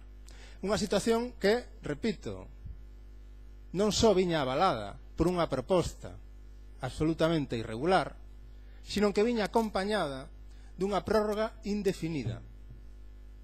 Outra das decisións fantásticas do Partido Popular, facer unha prórroga indefinida do contrato máis caro deste Concello. Unha prórroga que tamén hai informes que afirman que esa prórroga era ilegal. E ante todo isto, ao longo de 4 anos, aquí se fixo moito. Se lle permitiu a unha concesionaria seguir xestionando este contrato nas mesmas condicións en que se fixo ao longo non só do mandato do Partido Popular, sino ao longo de moitos anos. Ahora nos veñen a decir que é de interese público desvincularse dese contrato que supoñía para os veciños e veciñas deste Concello unha hipoteca de 10 anos. Vostedes nos hipotecaron durante 4 anos. Esa foi a súa alternativa ao longo do seu mandato. Explíqueme cal é a diferenza entre a proposta do Partido Popular e o que vostedes fixeron ao longo de todo o seu mandato, porque, sinceramente, nos resulta moi difícil de ver cales son os modelos alternativos que vostedes teñen proposto e cales son as diferenzas na xestión do servizo de recollida de lixo entre Ferrol en Común e o Partido Popular. É obvio que hai que renunciar a este contrato, e tampouco estou de acordo coa idea de que non se pode renunciar mentras non se teña unha proposta alternativa. A este contrato hai que renunciar porque é un contrato absolutamente inasumible para os veciños e veciñas desta cidade, pero teníamos que ter renunciado hai moitísimo tempo. Tiñamos os argumentos para facelos, tiñamos os mecanismos para poder acometer esa renuncia, pero vostedes decidiron prolongalo no tempo e de facelo de maneira intencionada, porque sinceramente os informes, e sobre todo os informes externos que traen, non están a aportar nada novo para justificar a renuncia que vostedes hoxe pretenden aprobar. Obviamente, nós imos aprobar unha renuncia que levamos reclamando e reivindicando desde o ano 2015. Agardo que polo menos fagan algunha proposta no tempo que lles queda de mandato. Moitas gracias. Moitas grazas, señor Rivas. Señor Díaz. Ben. Imos votar hoxe a renuncia dun contrato que xa hai 4 anos e 2 meses, cando o Partido Popular trouxo anunciou o inicio deste procedimento de contratación. Foi duramente criticado por todos os partidos que nese momento estaban na oposición, foi criticado durante a campaña electoral do ano 2015 e foi obxecto do acordo que os partidos que formaron goberno e que apoiaron a formación de goberno no ano 2015, acordo a que chegaron, estaba incluído tamén o rexeitamento a ese procedimento de licitación.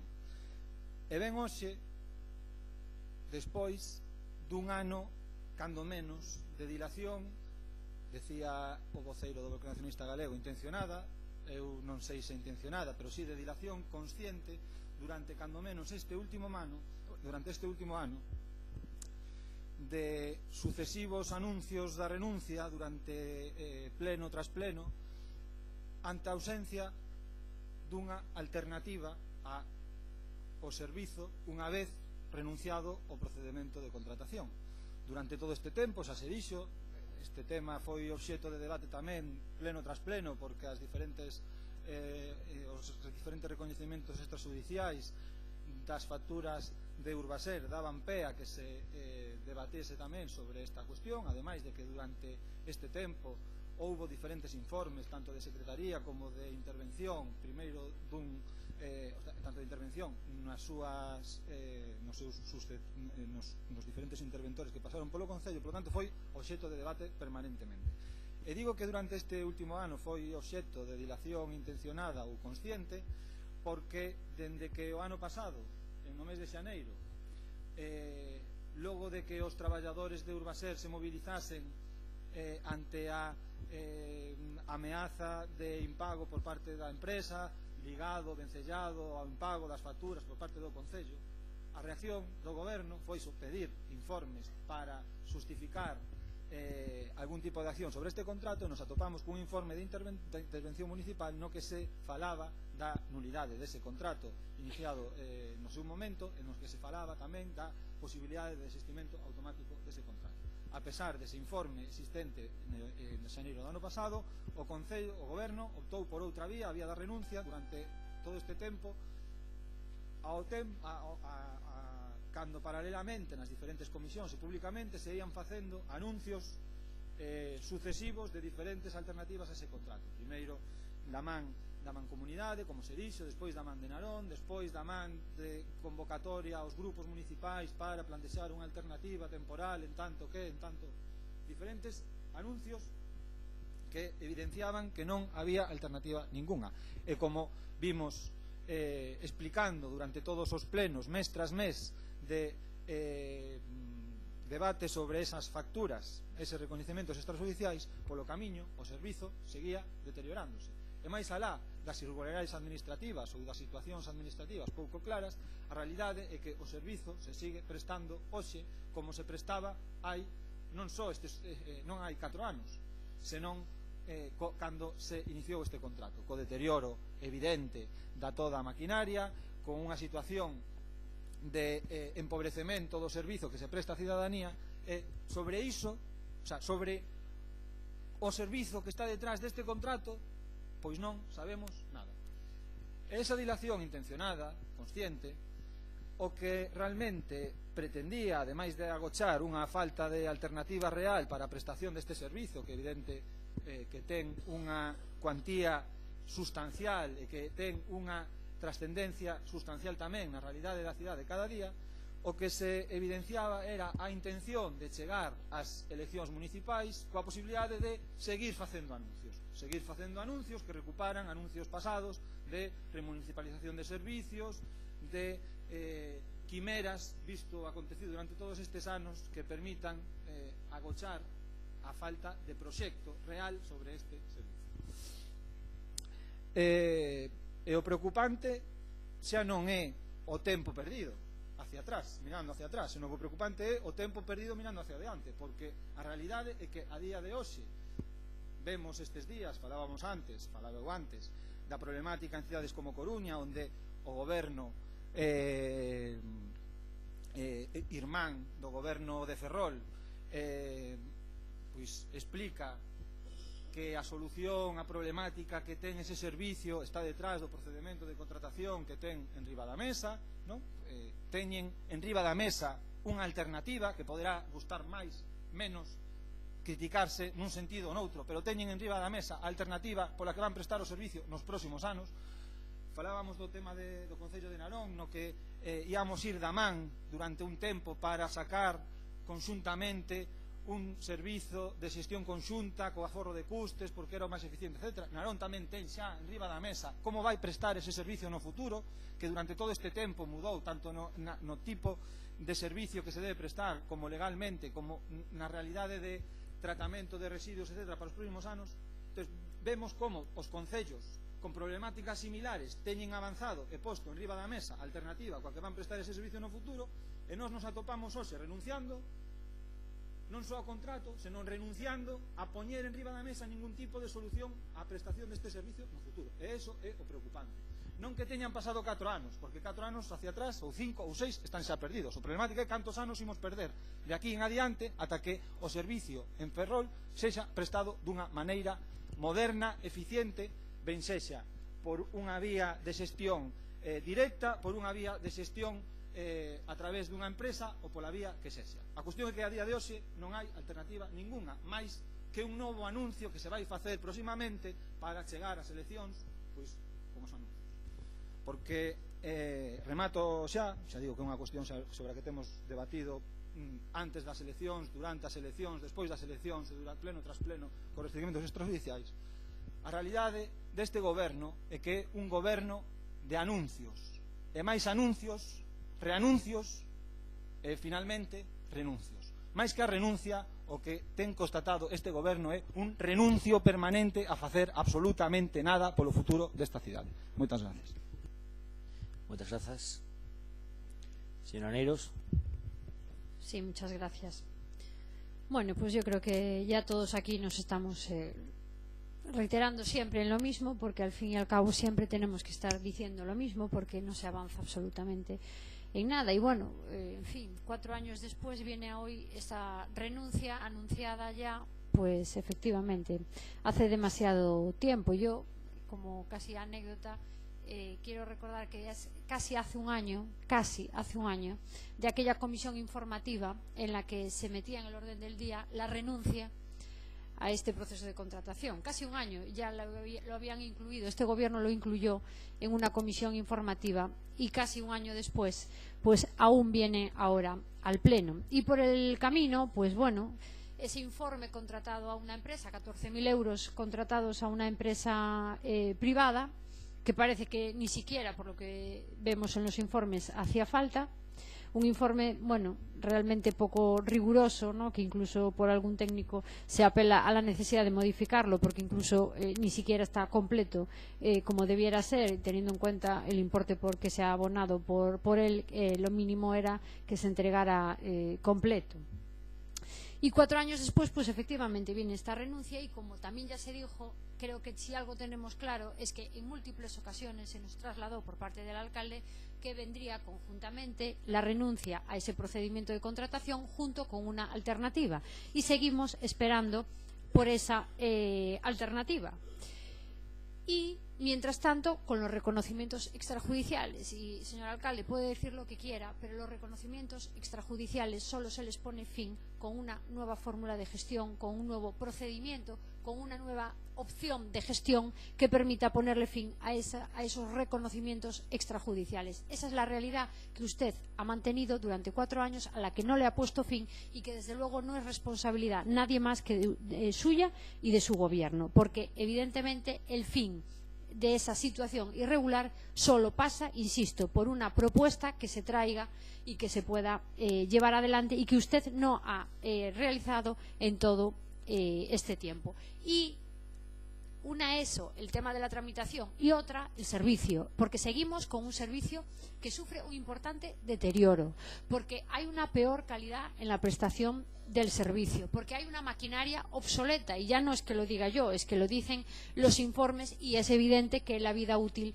se ha agotado, más el descontrol financiero que observamos después de que se nos hubiera pasado esas auditorías en donde se habla incluso de un desvío en 3 años de 3 millones de euros, que no es un tema tampoco menor. Perjuicios que supone toda esta situación para el servicio, y perjuicios por la situación económica. Y efectivamente se lo estaban diciendo mis compañeros, se lo han dicho, y efectivamente también la política de los anuncios. Un alcalde que llegaba a este concello anunciando la remunicipalización, el gran remunicipalizador que iba a remunicipalizar absolutamente todo, y que ya vemos en qué se ha quedado. Decía el alcalde al inicio del mandato: tendremos la valentía de enfrentarnos a los grandes monstruos que devoran nuestros recursos públicos. Esto es lo que decía el señor alcalde, esos monstruos a los que usted simplemente permitió que siguieran en una situación irregular, que siguieran devorando esos recursos públicos como usted definía, y a la que no le puso usted fin de ninguna manera. Anunciaba la remunicipalización, a mediados del 16 anunciaba la posibilidad de mancomunar el servicio con Narón, con Neda y Fene. Los concellos se fueron cayendo uno tras otro hasta quedar única y exclusivamente en la posibilidad de compartir el servicio con Narón.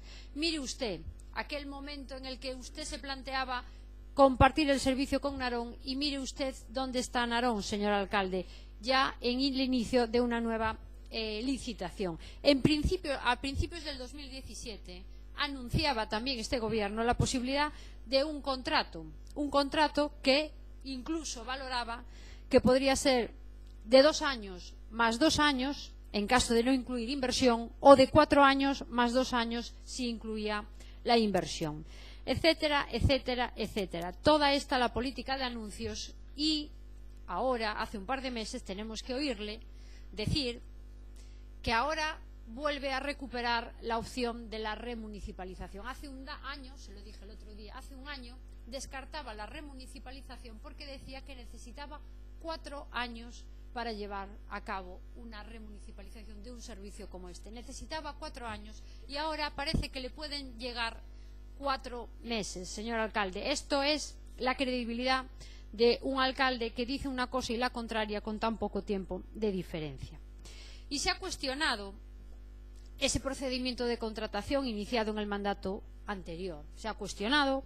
Usted mismo, señor alcalde, hablaba de un plazo excesivo de duración de este contrato. Bueno, pues el señor Díaz le citaba a su gobierno amigo de la Marea de La Coruña, que bueno, está iniciando la licitación del mismo contrato por 8 años.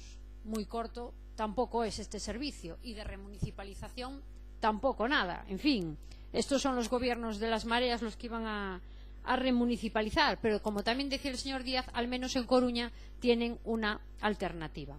Y decía que ustedes cuestionaron la contratación iniciada en el mandato anterior, y como usted estuvo dispuesto a tramitarla conjuntamente con Narón, yo solamente voy a poner en evidencia un par de detalles que creo que son interesantes. Narón ya ha iniciado ese proceso de licitación y nos encontramos, señor alcalde y señor Rivas, que creo que a usted también le interesa, con que en Narón el concello vecino, es que creo que es interesante, supongo que ya lo sabe, pero decía que en Narón, nuestro concello vecino, ha iniciado esa contratación y, curiosamente, inicia una contratación para un servicio que supondrá un contrato de 10 años, la misma duración que esa contratación del Partido Popular, 10 años, que es algo excesivo, decía usted. Bueno, pues en Narón no lo deben ver excesivo. Señor Rivas, en Narón tampoco lo deben ver excesivo, ¿no? El bloque de Narón no ve excesivo 10 años, usted sí. Carga lateral, señor Rivas, tanto critica. No sé si puede hablar usted con sus colegas o su colega de Narón que le explique si el sistema de carga lateral, que era el mismo que proponía el Partido Popular en el mandato anterior, va a suponer la pérdida de puestos de trabajo. Que se lo explique su colega de Narón. Los desbroces, que el Partido Popular también incluía en este contrato y que también incluye Narón. En fin, la recogida de enseres, exactamente igual la de nuestro procedimiento de contratación que la de Narón. La recogida selectiva, exactamente igual. El quinto contenedor, que también se habló de eso. Bueno, yo también me gustaría decir que la normativa ni siquiera estaba en vigor cuando se aprobaron los pliegos en el mandato anterior. Pues miren, duración, carga lateral, desbroces, recogida de enseres, recogida selectiva, calcado el procedimiento de contratación de Narón, calcado al procedimiento de contratación del mandato anterior. Pero es que lo curioso, señor Rivas, es que su colega del bloque, que no es del bloque de Iván Rivas, vota a favor de esto. Ha votado ya a favor de un contrato como este. En fin, son las cosas que tienen los partidos, que dicen una cosa en un sitio y después dicen otra en otro. Pero bueno, como el bloque de Iván Rivas defiende tan agresivamente estas cuestiones, estaría bien que lo hablara y reflexionara conjuntamente con su colega del BNG, que a lo mejor aún lo puede convencer para no votar a favor de esta contratación. A lo mejor con sus argumentos, los mismos que dice en este pleno, consigue convencerlo a él de que ese contrato es terrible, es malísimo y es lo peor que puede pasar para el concello de Narón. Y por cierto, señor Rivas, y ya finalizo, Sogama, señor Rivas, ahora diga que mentimos. Mire, coja las auditorías. Si quiere después le digo la página exacta en donde aparece que el convenio con Sogama se firmó en el 2001. Quizás, a lo mejor, ha perdido la cuenta de que en el 2001 gobernaba el señor Xaime Bello, que era de su partido, o es de su partido, del BNG. Por tanto, cada vez que hable de ese convenio de Sogama, recuerde que viene de un gobierno del BNG.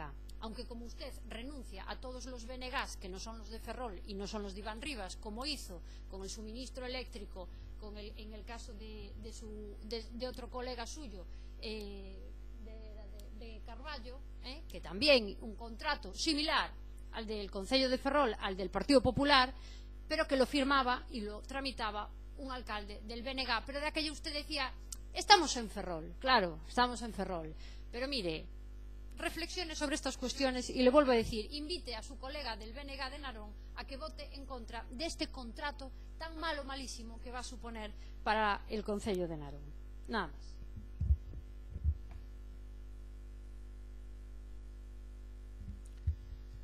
Bueno,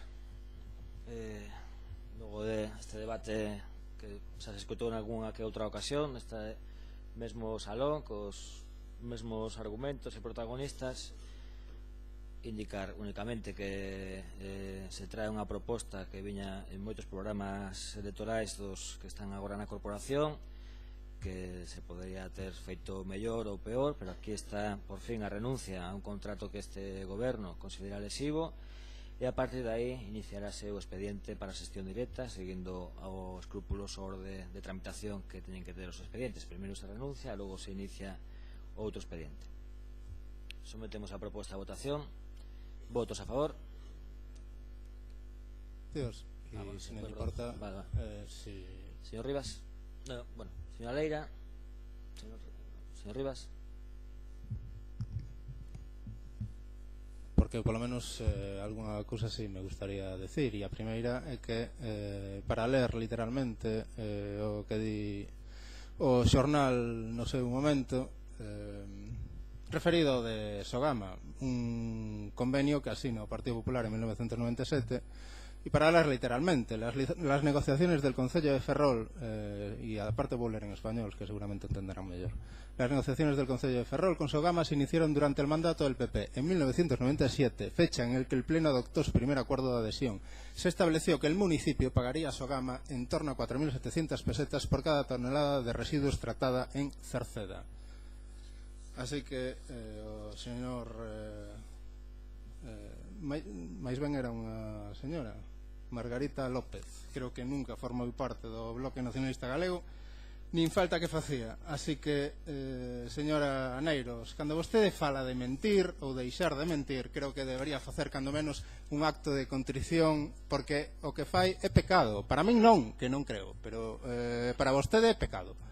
Eso en primeiro lugar. En segundo lugar, decirlle que o problema non está en que sexan 10 anos ou sexan 20 anos ou sexan 4 anos. O problema, señora Aneiros, é que vostedes estaban a propoñer un contrato de xestión de servizos cando o contrato era de servizos. E isto non depende da legislación actual ou anterior. Isto depende de que a xestión de servizos ten uns límites que excedían os límites que permitía a legislación que no momento en que vostedes propuñeron ese contrato estaba en vigor. E ese límite eran 4 anos. E non o afirma o Bloque Nacionalista Galego, o afirma a intervención municipal deste Concello, que di que o contrato que vostedes propuxeron era ilegal, porque non se adoptaba a lei de contratos daquel momento. Da igual que sexan 10, 20, 40 ou 50. Era un límite de 4 anos que vostedes decidiron ampliar hasta os 10 anos. Me dá igual a carga lateral, a carga traseira ou a carga superior. Me dá igual. O seu problema fundamental, máis aló dos outros, o problema fundamental é que vostedes pretendían hipotecar a esta cidade durante 10 anos para entregarlle a xestión do servizo máis caro que existe neste Concello a unha empresa privada concesionaria como a empresa Urbacer, e que aparte o facían conscientemente, e que aparte o fixeron a través dunha prórroga indefinida, mentres non tramitaban vostedes este contrato absolutamente espurio para os intereses dos veciños e veciñas de esta cidade. Unha prórroga indefinida que era, ademais de indefinida, ilegal. E ese é o fundamental da decisión que vostedes tiñan tomado.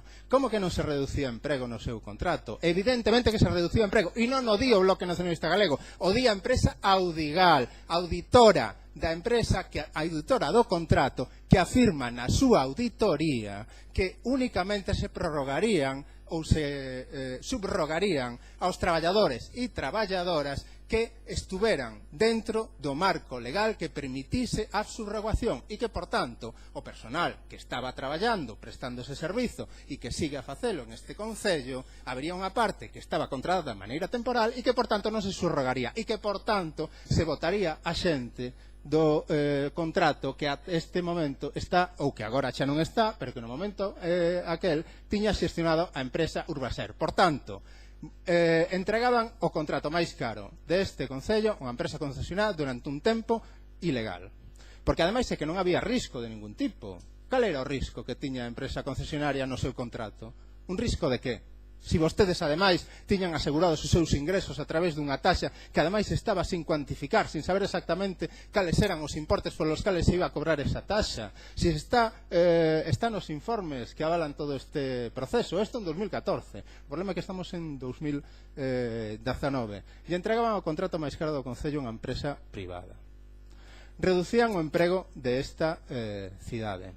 Gastaban o diñeiro en comprar eses famosos camións de carga lateral que tanto lle gustan e, fundamentalmente, o que facían é incinerar os residuos que se xeneran en esta cidade polo convenio que vostedes asinaron en 1997 para beneficiar a outra empresa, que non é máis que Sogama. Por tanto, creo que non hai que sacar moitas conclusións para saber que o seu contrato era absolutamente inasumible. E estou de acordo en unha cousa que vostede dixo, e que non facía falla o informe que contratou este goberno a empresa externa para saber que a proposta que vostedes facían era absolutamente inasumible para esta cidade. En eso estou totalmente de acordo con vostede. Non facía falta ser moi espabilado para saber que o que vostedes estaban a propoñer era absolutamente perxudicial para os intereses dos veciños e veciñas de esta cidade. E por último, decirlle que creo que debería vostede presentarse polo Concello de Narón, porque en Narón seguramente podería vostede presentar esas propostas magníficas que vostedes traen aquí a debate, non terían problemas de ningún tipo con ninguén e ademais poderían contar con os informes favorables de todos os técnicos que é preciso contar para poder aprobalos. A pena e o problema que teñen vostedes é que en este Concello a xestión e os modelos como os que vostedes propoñen teñen a posibilidade de ser controlados por organizacións políticas como o Bloque Nacionalista Galego e que evidencian que o modelo de xestión das administracións públicas que vostedes levan desenvolvendo ao longo de todos os anos que tiveron a posibilidade de facelo vai en contra dos intereses da xente e en beneficio das empresas e non só polo lixo. Moitas grazas, señor Díaz. Simplemente engadir ou clarificar unha cousa. Decía que cando menos dende hai un ano se ten adiado esta cuestión, toda vez que hai un ano emitiu o interventor que saiu do Concello un informe no que encontraba motivos máis que suficientes para desistir dese contrato, no que como decía, non se atendeu por parte do goberno e se decidiu optar por outra vía sen que nunca se acabase de explicar o motivo polo cal se optou por outra vía. Polo camiño se contratou ese contrato para que emitise o informe que sustenta a renuncia, pero es que ademais polo camiño tamén se emitiu o informe por parte do interventor actual que para outras cousas eses informes o goberno entende que son deben de ser tidos en conta e considerados por parte de toda a corporación, pero recordo un informe de hai poucos meses no que se decía que nin tan siquiera era necesario renunciar toda vez que este procedimento ao que hoxe imos renunciar estaba caducado, e tampouco se nos explicou por qué, a pesar de existir informe que tamén había do secretario pero tamén do interventor, no que se decía que era un procedimento que se podía entender caducado toda vez do tempo que tiña transcurrido, toda vez que os licitadores non tiñan amosado ningún tipo de interés máis alá, etcétera, etcétera. Non vou repetir o informe que xa abordamos nesta cuestión. Tampouco se nos explicou por que se seguía pola vía da renuncia, a pesar de que os informes dos habilitados nacionais manifestaban que non era tan siquiera necesario renunciar e que se podía dar por caducado ese procedimento. Xa digo, nin se explicou ben por que se optaba pola renuncia en lugar de aproveitar o informe do interventor de hai un ano, nin se nos explicou recentemente por que se seguía coa renuncia a pesar dese informe no que se decía que non era necesario, que se podíamos entender ese procedimento caducado. Por lo tanto, xa digo, creo que é evidente que durante todo este ano se foi gañando tempo paralelamente ás movilizacións por parte dos traballadores da empresa para poder chegar ás eleccións ou preto das eleccións con este anuncio que se fai de que se vai traballar pola xestión directa, sin que saibamos moi ben que quere decir eso. Esa xestión directa é o modelo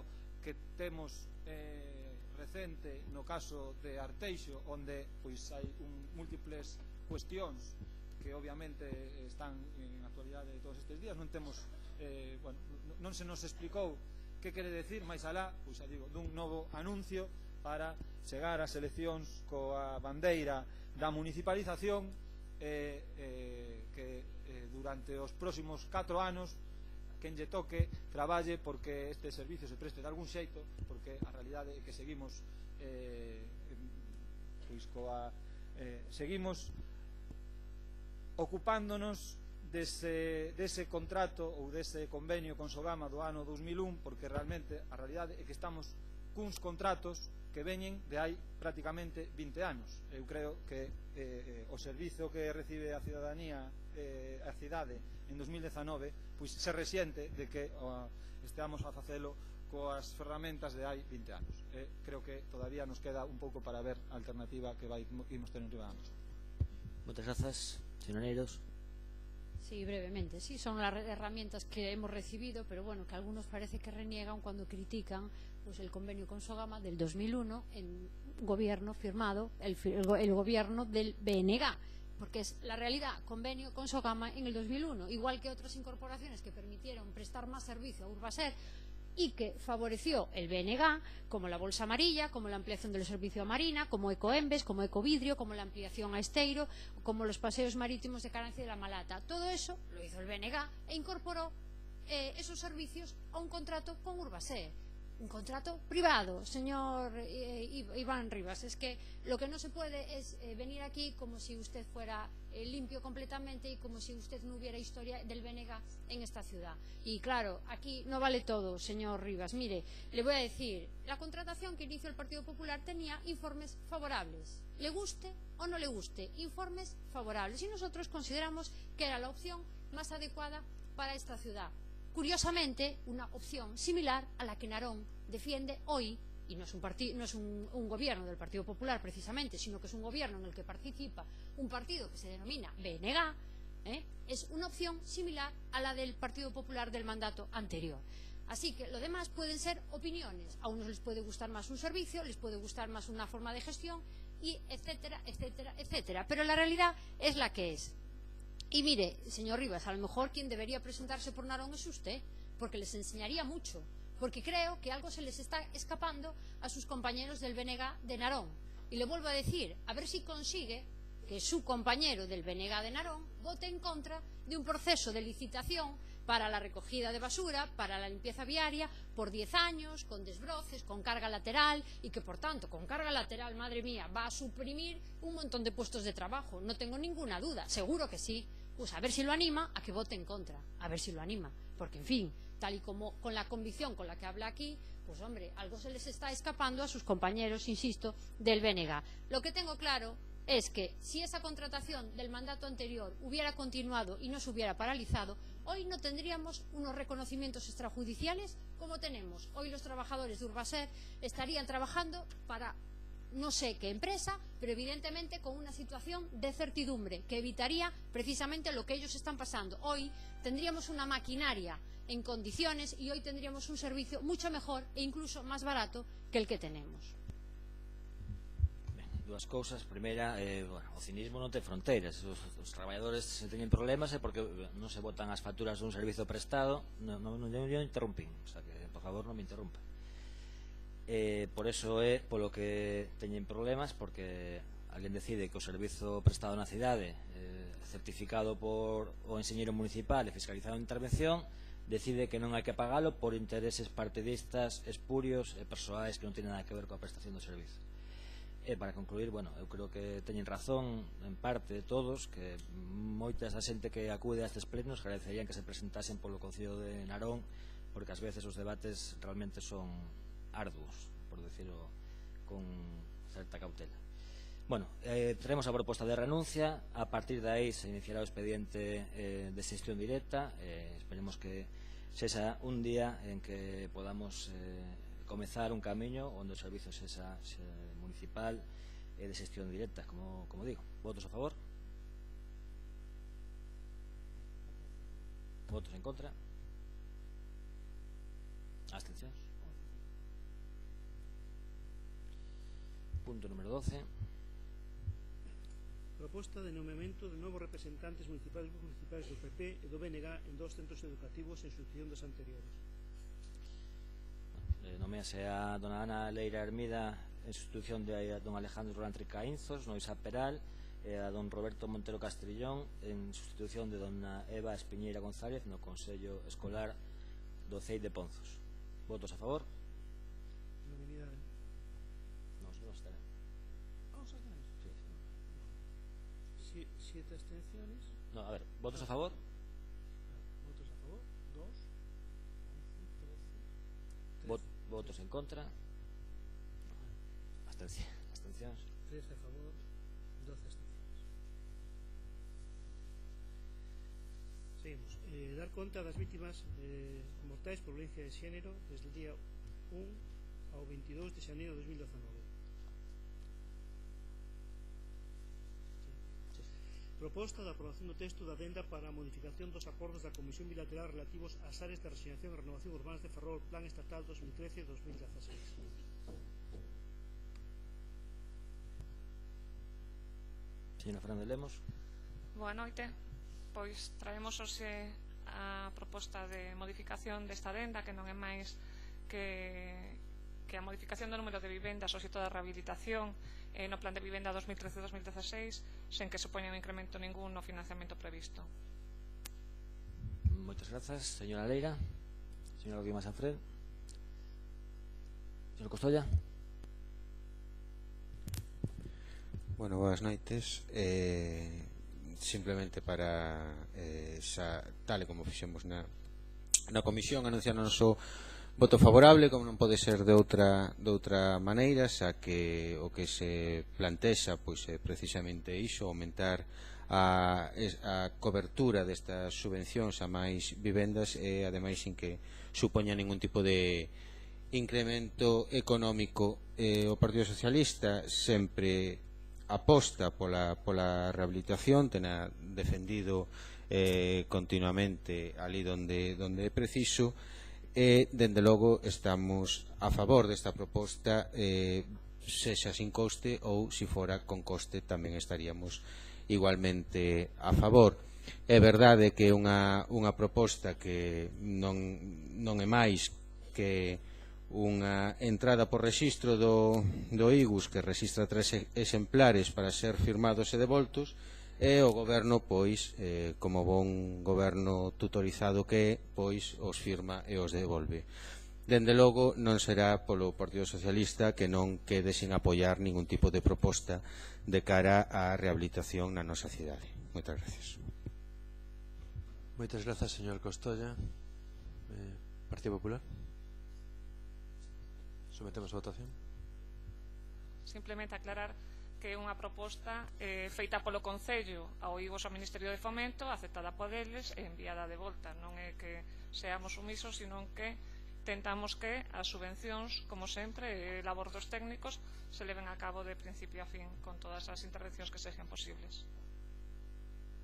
Moitas grazas, señora Lemos. Sometemos, por tanto, a votación. Votos a favor.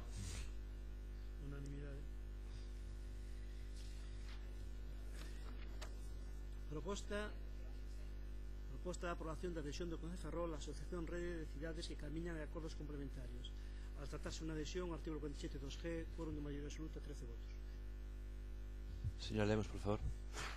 Ben, dentro das iniciativas que levamos a cabo esa aprobación do Pacto pola Mobilidade, entre outros principios, estábamos a favor de mellorar a mobilidade peonil na nosa cidade, propoñendo incrementar e revitalizar o espacio público adicado ao peón, aumentando a súa superficie, mellorando a calidade urbana e a súa accesibilidade cara a garantir a accesibilidade universal, así como a seguridade para favorecer os percorridos peónis. Neste encadre é onde propoñemos a adhesión á Rede de Cidades que Camiñan. É unha institución, unha organización sen ánimo de lucro na que asumimos tamén a Carta Internacional do Camiñar, baseada no principio inspirador da creación de comunidades sanas, eficientes e sostibles, onde a xente elixe camiñar. Polo tanto, no Concello de Ferrol, ratificando esta carta, recoñecemos os beneficios de andar como un indicador clave de sociedades con saúde, eficiencia e inclusión social e sostibilidade. Ademais, recoñecemos os dereitos universais das persoas en poder camiñar de forma segura e a disfrutar dunha alta calidade dos espazos públicos en calquera sitio e en calquera momento.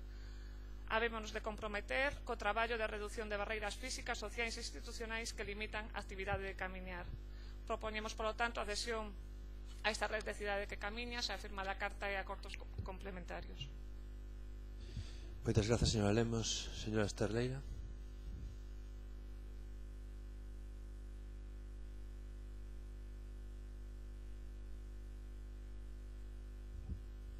Abondaría unha lectura do esencial das propostas contempladas nas distintas cartas europeas ou internacionais que se nos achegan como soporte para esta proposta por parte do Goberno municipal para ver o grado de desleixo do Goberno municipal. Comeza o seu documento de proposta ao pleno por falar de antecedentes e sitúase a proposta, cito literalmente, no marco das políticas que se están a desenvolver na Concellería de Urbanismo e Mobilidade e amparadas na aprobación plenaria do Pacto da Mobilidade. Fin da cita. E un mínimo de coherencia que houvese, casi deberíamos decir fin de todo o demais. O resto é silencio, que diría o príncipe Hamlet. Comecemos polo marco político. Bueno, fai moitas gracias á bancada de diante as citas, pero bueno, eu vos incito a lectura, porque bueno, está ben lernos e non rise tanto, que dicir, do que escribe algunha xente, cando menos escritores recoñecidos. Comecemos polo marco político. Aí está, efectivamente, aprobado polo Concello Pleno. Lembran vostedes cando? Estou a falar do Pacto pola Mobilidade. Seica que se lle comunicou da súa existencia ás entidades, xa que se quixo facer un pacto como así se fixo dende as alturas do Pleno, e que se poida que se constitúa a mesa contemplada durante este ano, si neste mandato ou pensa no seguinte, porque como pensa repetir, ao mellor o teñen previsto para o seguinte. Plan saído da mesa non vai haber, cando menos hasta que remate este mandato. Será logo outros dos regalos que o actual goberno deixará ao novo a partir de xuño deste ano, se é que non repiten como están dicindo. E se constatamos isto e somos, insisto, coherentes, temos que recoñecer que todo o demais derrúbase como un castelo de naipes. Se non vai haber plan saído da mesa é que non houbo participación de ningún tipo. Se non hai plan nin o pode haber é que todo está no esencial por facer. Porque un plan deste tipo é fundamentalmente unha estrutura, é dicir, é un todo onde as partes non están unhas á marxe das outras, senón que teñen unha especial relación entre elas, unha orde interna. Quero dicir que a accesibilidade, estacionamento ou transporte público, por exemplo, son elementos que poden elaborarse cada un pola súa conta provisionalmente, porque non van cada un polo seu lado, se van formar parte dun plan, esa diferenza. Pero é que nin siquera isto, nin siquera se baixamos ao nivel de elaboración de elementos imprescindibles dun plan de mobilidade estamos aí. Mesmo aí ou ben está todo por facer ou incluso, e isto sí que é o máis grave, estando algo xa feito rematado, pagado, entregado e publicado, o actual goberno opta por contratar un novo estudo externo para facer o mesmo que xa está feito. Que é o importante para unha mellora do transporte público? Pregunto. Un novo estudo, seguro. Seguro que iso é importante para a conformación dunha das pezas fundamentais nas que pivote un plan de mobilidade de verdade e non de xoguete. Porque, que pasa? Non vale o que hai, porque hai, non contempla o necesario, non contempla nada de paradas, frecuencias, territorialidade, etc. Porque despois de máis de 3 anos, aparece de novo unha proposta para contratar 2 asistencias técnicas sobre transporte colectivo de Ferrol. Unha de 2, ou este tren non anda, pero imos a banealo a ver se así cola, ou a veciñanza do rural e usuarios do servizo público do Hospital Naval son uns coelliños de indias das primeiras comunidades saudables de Ferrol que se suma ás cidades que camiñan si, dende logo, que remedio. Continuemos pola accesibilidade, pola ordenanza. Había cando menos un borrador ou un proxecto herdado do goberno anterior. Partíase de aí mesmo, aínda que houvese que modificalo. Na primavera de 2017 presentouse un borrador de ordenanza, un novo, para chegas dos grupos municipais. En abril de 2018 abriuse prazo para propostas ao borrador por parte da veciñanza. Na comisión informativa da semana pasada entendín que está informe xurídico, pero non sei, hasta cando con este ritmo realmente non se pode camiñar, mesmo é insalubre, e menos que pasear. Ore, seguimos con aquilo esencial para que poidamos falar de mobilidade urbana. Ula ore. Creo que aquí xa non se pode caracterizar a cousa nin de paseo, nin andar, nin pasear, nada. A quietude total. Non vou entrar en detalles, só remitireime as palabras pronunciadas con gran tino por parte do noso alcalde a propósito da ORE. Falo do ano 2017. Di así. É imprescindible porque permite rotacións, sobre todo na zona centro de Ferrol. É o primeiro paso para a peonalización do centro da cidade. Engadía despois que en 2017 a ORE estaría aprobada. Pois moi ben, fica todo claro, transparente, e a ORE pois non se sabe. Peonalización, outra. Abro comiñas. O peche ao tráfico rodado depende da ordenanza de regulación do estacionamento, da mellora do transporte público e do aparcamento disuasorio. Novamente, declaracións do alcalde do verán de 2017. Pois sí, señor alcalde, depende de todo iso. Por iso, imos encargar 2 novas asistencias técnicas para ver se non lo confirman. E despois pediremos informes xurídicos, a pares, se pode ser, ou 3, ou 4, ou 5, e así van pasando os anos. Poderían vostedes, e agora non é brincadeira, non? Modificar a orde, primeiro os informes xurídicos que compreter, despois os proxectos, evitarían ter que modificalos. Non lles chegou logo cos erros no asunto da Praza de Armas, senón que tamén caeron no mesmo a propósito do aparcadoiro disuasorio nas parcelas de Canido, que a día de hoxe non temos ningunha información ao respecto pola concelleira que non la tería que dar. Que dicir das obras as necesarias para unhas vías preparadas para a peonalización, que pode ser a través de reurbanizacións ou algo pois moitísimo máis sinxelo, que sería que a Concellería de Obras procedese a preparar estas vías. Pero bueno, se a Concellería de Obras aínda está para desenvolver o POS de 2017 e perda subvencións da GADER para a mellora dos camiños en zona rural, pois que lle imos pedir. E das rutas de bicicleta, de que podemos falar? E podería seguir así moito tempo. E iso é o esencial. Poderíamos detelo non xa cumprido, senón mínimamente iniciado, e contemplar entón daquela, falo, dun plan de mobilidade, accións do tipo geomóvil, charlas, xogos da OCA, debuxos e demais. Tamén poderíamos, se tivéramos algo feito, celebrar semanas europeas de mobilidade, por certo, a poder ser con menor gasto, e proxectos de educación viaria. Todo isto adquiriría todas estas actividades que tanto gustan ter outro sentido se tivéramos algo feito. Sería radicalmente, está claro, diferente. Podemos adherirnos a esta carta e podemos seguir a facer só o que até agora se fixo. Podemos asinar uns cantos convenios máis até maio e mesmo viaxar a todo canto evento se programe en calquera punto do globo terráqueo, que creo que a aprobación deste adhesión pois levaría tamén unha serie de desplazamentos por todo o mundo mundial. Sempre se pode aproveitar algo de traballo dos demais, sobre todo cando do que se trata non é de ideoloxías, senón de beneficiar as persoas.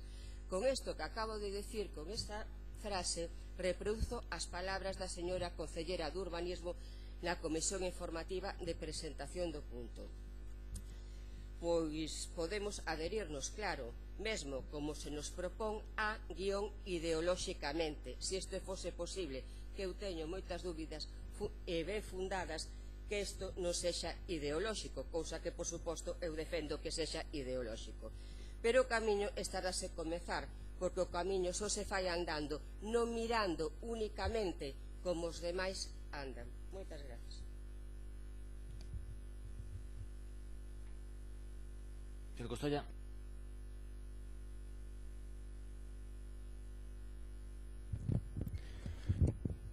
Bueno, pois neste punto, dende o Partido Socialista tamén estamos de acordo, tamén oímos a votar a favor porque profundiza acerca da, chamemos, da humanización da cidade, non?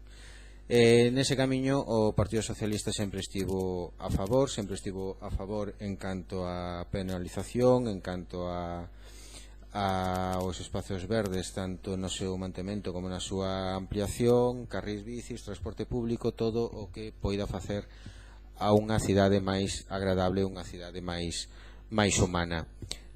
Pero é curioso que o xeo que se trae aquí a aprobar é unha proposta que ten 3 puntos. Ten un punto primeiro que o Goberno vai a cumplir seguro, porque é aprobar a adhesión do Concello de Ferrol á sociedade e designar a don Jorge Juan Suárez Fernández como persoa representante. Eso vai a cumplir. O segundo punto tamén o vai a cumplir o Concello, porque pagar a cantidade de 1.200 euros, pero o terceiro punto sí que dubido moito que se vai a cumplir, porque o que se ven é a comprometer ao Goberno a asuntos que dos cales non ten feito nada ou prácticamente nada nestes 4 anos, porque di que o Goberno se compromete a traballar en incrementar a mobilidade integral, non se ten feito nada nestes 4 anos, deseñar a xestión de espacios e lugares para as persoas, pois o mismo, mellorar as redes peatonais e a súa integración, tampouco se ve en ningunha rúa desta cidade, elaborar plans urbanísticos que favorezan a comunicación a pé, pois estarán en redacción, porque tampouco se nos notificou absolutamente nada neste sentido, e tamén neste punto terceiro pon reducir o perigo de atropelos e mellorar a seguridade persoal. Aquí sí se fixo algo que se pintou un paso de peatóns en 3 dimensións, que non durou moito, pero bueno, polo menos é unha intención. A verdade é que o resto de pasos de peóns están totalmente invisibles e por iso digo que este terceiro punto dubido moito de que o Concello o vaya a cumprir.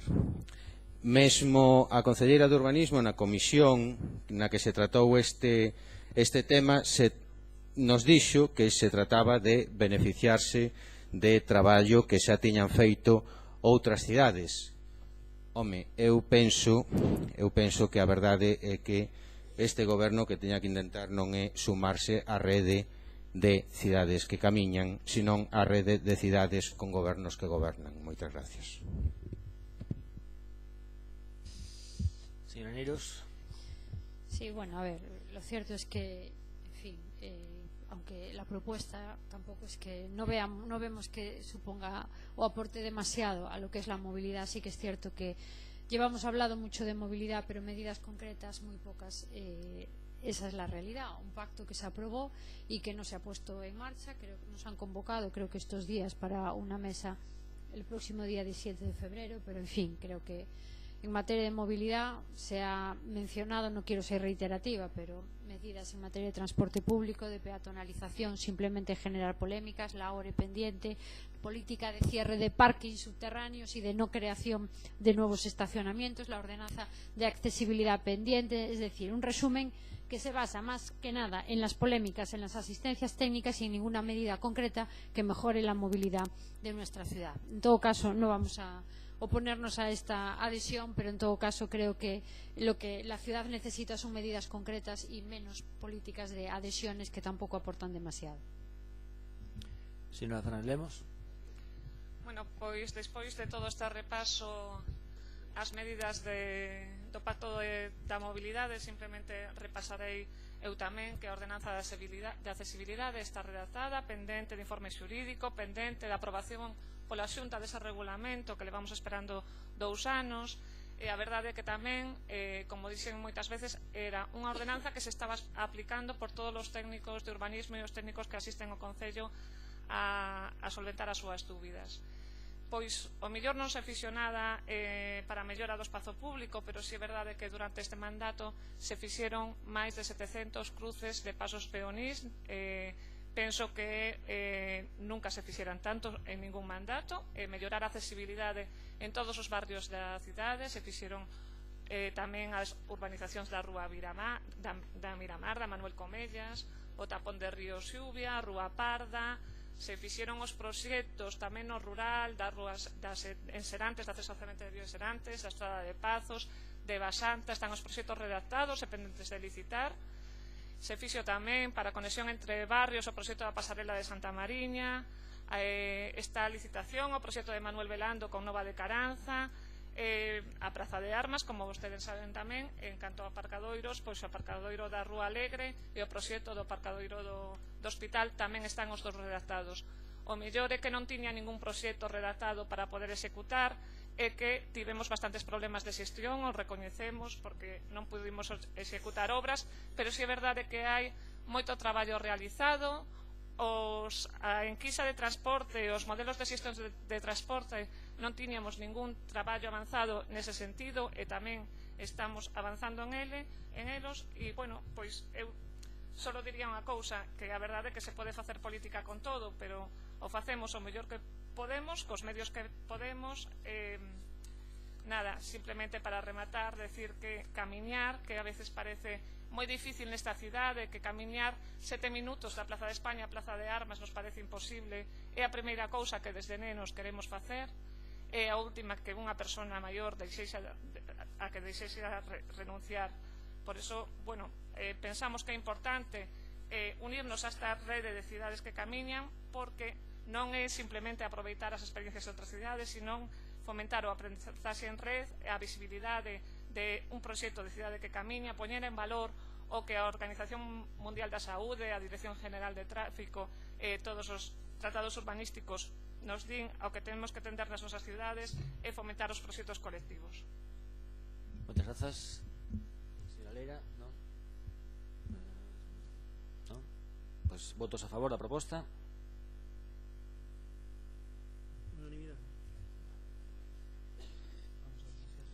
Vamos ás mocións. Aí empezamos coa moción número 19, que ten unha intervención. Vai falar antes do inicio da moción Francisco Javier Mosquera. Por aquí por Francisco. Sí.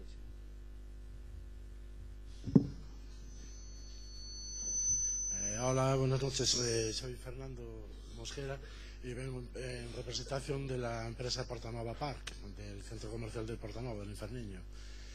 Y queríamos saber en qué situación nos quedamos nosotros como trabajadores en relación a lo del aparcamiento y cómo queda también el aparcamiento, o sea, todo el centro comercial, todo el alrededor, los abonados que también nos pidieron información que no saben tampoco cómo hacer.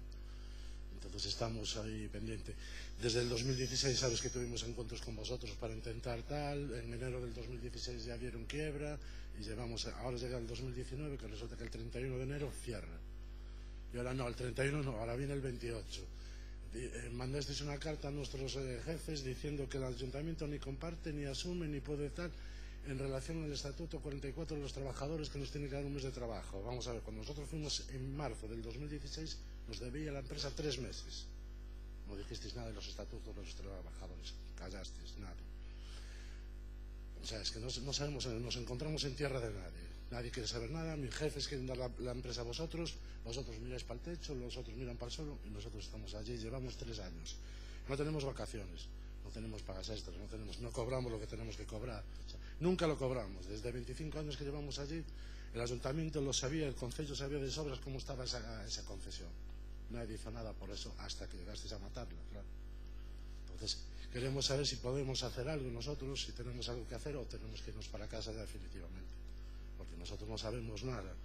Nadie quiere decirnos nada, que si el 31 no, que si el 28, que si el día 1, que si el TRAN, que si el 3, no sabemos nada, no sabemos a qué atenernos. Eso sí, sabemos que se va a cerrar y que vamos para la calle después de 25 años allí, que no sabemos qué va a pasar. Claro. Entonces, queríamos saber si tenéis alguna propuesta, si entre todos podéis hacer algo, o si es que entre todos lo vais a dejar morir. Porque no es el aparcamiento.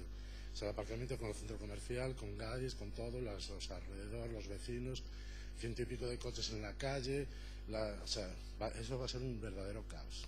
No os imagináis lo que puede llegar a ser eso. Pero entonces, claro, queríamos saber en qué situación quedamos nosotros, o sea, en qué situación queda todo. Vale, muchas gracias. Gracias, Fernando. Siraneros. El señor Padilla.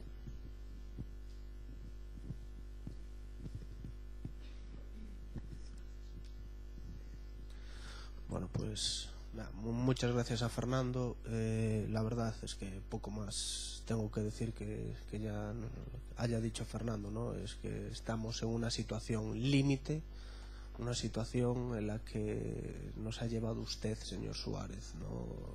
Hoy todos los usuarios que van al parking se encuentran allí con un cartel que se pone en conocimiento de todos los usuarios del aparcamiento que el próximo 28 de febrero a las 14 horas la sociedad Portanova Park dejará de gestionar el mismo.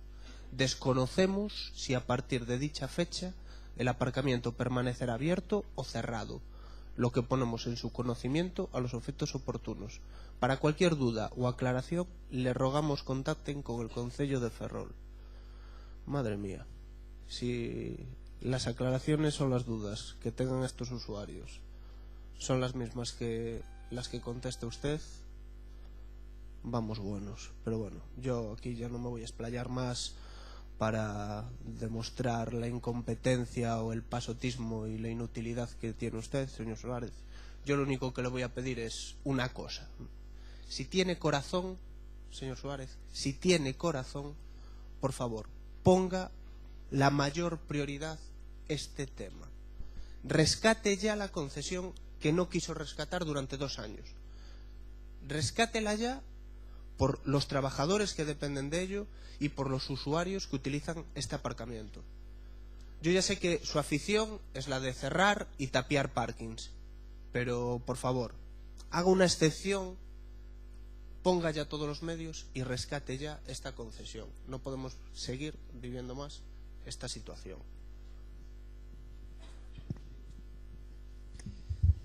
Señora Leira. Señor Guimazafred. Bien, simplemente para manifestar nuestro apoyo a esta moción presentada por el Partido Popular. Creemos que la situación de los trabajadores durante estos años ha sido muy complicada. Han estado trabajando por menos de lo que tenía que cobrar su sueldo. Como aquí ha indicado Fernando, al que agradecemos su presencia y su intervención, así como al compañero que también está en este pleno aguantando hasta esta fecha para poder ver la moción como que a los grupos municipales. En todo caso, decir que la situación ha sido muy complicada. Ya hace un año y pico mantuvimos una reunión también con los representantes sindicales en la que se nos explicaba las preocupaciones y la falta de gestión por parte de este gobierno, y entendemos que una vez la empresa entraba en concurso como entró y con todas las complicaciones que de ello derivaban, tenían que haber rescatado la concesión, que ahora están iniciando el expediente cuando pudo hacerse antes. En todo caso, reitero, vamos a apoyar esta moción. Nada más. Gracias. Muchas gracias. Señor Rivas. Grazas, señor Suárez. Ben, eu creo que hai unha cuestión que expuxeron claramente os traballadores e falar sobre algo concreto. Creo que eso sería o primeiro que deberíamos facer, porque claro, unha cousa o que se di e outra cousa é despois o que se propón. E nesta moción o que se nos propón é, en concreto, adoptar as medidas necesarias que garantan o mantemento dos postos de traballo, así como a prestación do servizo de aparcadoiros soterrado do Centro Comercial de Portanova. Alguén está en contra desto? Obviamente non. A cuestión é, cal é a proposta? Queremos rescatar a concesión, como acaba de decir o señor Padilla, ou como acaba de decir a señora Masafret? É esa a proposta? Bueno, pois fagamos iso, pero adoptar as medidas necesarias non sei que significa. Queremos rescatar a concesión? Pois fagamos esa proposta, se todos e todas estamos de acordo en que esa alternativa, o rescate da concesión, e en todo caso pedirlle responsabilidades á empresa concesionaria, fagámoslo, pero falemos sobre algo en concreto. E en todo caso, por parte do goberno municipal, que se presente a alternativa que considere necesaria, acaída ou justificada, e falemos sobre unha proposta específica e concreta.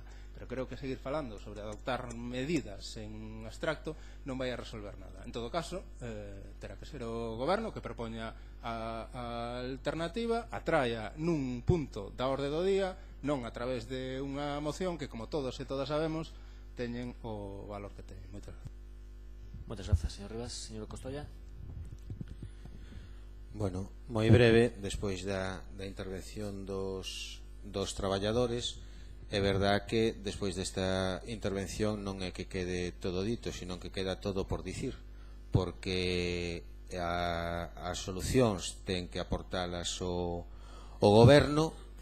O que se solicita nesta moción, pois obviamente indiscutible, vámolo a votar a favor, e o que si desexo é que se leve a cabo e que se cumpla, que non vaya a pasar como cos traballadores, os vixiantes que estaban tanto en Fimo como na mesma Portanova, que se estaban facendo pregos, e o xa que está en contratación, está aquí, está lá, sai, queda deserto, volvese a sacar, e ao final os traballadores, pasou o tempo, perderon todas as garantías que tiñan para ser subrogados, e agora pois quedaron no paro e sin ningún tipo de beneficio posible en caso de que algunha outra empresa poidera coller esta concesión. Agardemos que non lle faga este goberno aos traballadores do parking de Portanova o mismo que lle fixo os vixiantes tanto de Fimo como da propia Portanova. Moitas gracias. Moitas grazas, señor Montes. Ben, eu creo que, bueno, concordando como todo o que se dixo hasta agora por parte do acordo que aquí se propón este pleno, pero creo que hai que distinguir varias cuestións. Son cuestións que, bueno, foron debidamente explicadas en comisión respecto aos procesos de licitación do centro comercial, da vixiancia do centro comercial, e en este caso pues, era un proceso concursal onde había unha gran empresa que prestaba servicios en diferentes puntos do Estado, tanto públicos como privados. Os procesos de licitación e de contratación na administración pública é diferente aos procesos de contratación ou de concesión ou de venta de contratos que ten as empresas privadas. En este caso, a empresa esa que se sometía a este proceso de concursal, pues os centros de traballo, os activos que tiña en centros privados, pues rapidamente fueron cambiando de titularidade de unha empresa a outra e fueron quedando paulatinamente para o final os centros públicos que tiñan máis dificultades para licitar, porque, bueno, teñen uns plazos e teñen unhas garantías que non ten que por que respetar ou porque non ten a mesma legislación unha empresa privada que unha administración pública. E en ese contexto foi cando desde a saída dos procesos de licitación cuns subrogables e o mismo que decían os traballadores e o mismo que decían os representantes dos traballadores, a cuestión da subrogación é unha cuestión entre a empresa e os seus traballadores. Desde que se empezou ese proceso había 10 traballadores con dereitos de subrogación e curiosamente despois había 12 e despois había 14. Eso fixo que as empresas non licitaran e evidentemente o Concello de Ferrol sacaba a licitación un contrato cunhas horas e unhas cantidades determinadas e así o avalaba e o firmaban os funcionarios municipais, porque realmente o que ten que pagar a administración é por servicio que se lle presta e non un sobrecuste. En este caso é unha cuestión diferente. En este caso non é unha xestión, a xestión non asume directamente o Concello de Ferrol, siga a empresa prestando servicio e tamén polo que estuve informándome, os problemas económicos de Portanova Park veñen desde moi atrás e no pasado mesmo solicitaron un mecanismo de control financiero dos contratos que prevé a legislación e en este caso o que se informou foi que as causas de non sei se de perdas ou de non rendimento económico que esperaban eran por causas imputables non ao Concello de Ferrol sino á propia xestión da empresa. Eso derivou en todos estes anos a situación que temos actualmente. Como decía, na parte comercial, cando a empresa que entra en concursal é unha empresa que presta servicio a outra empresa privada, normalmente trata de vender esos contratos a outras empresas. En este caso, seguramente Portanova Park se encontraría con esa dificultade para vender ese contrato porque xa, como te digo, previamente de anos atrás esa sostenibilidade económica de inversión non era a desexable e ese control financiero do contrato non foi admitido. Dicir aos traballadores que en estes próximos días está pendiente de informe por parte da intervención deste Concello para o rescate dese contrato e agardemos que antes da data dese 28 de febreiro podamos ter unha solución ou cando menos podamos trasladar o que vai suceder o día seguinte. Agardamos e mantemos aínda esperanza de que o resultado final dese proceso concursal ademais do que pon aquí en este acordo sexa un pouco máis satisfactorio e sexa un pouco máis concreto que o que tratamos hoxe aquí. Nada máis e moitas gracias e simplemente recordarlle ao señor Padilla que o corazón hai que telo con toda a clase de traballadora que padeceron as súas sucesivas reformas laborales e siguen padecendo. Tamén lle quero decir que a entrada en vigor do salario mínimo interprofesional que aprobou as cámaras legislativas do Estado español a día de hoxe se están pagando nóminas de concesións da Xunta de Galicia que ainda non están respetando esa subida dese acordo. Moitas gracias.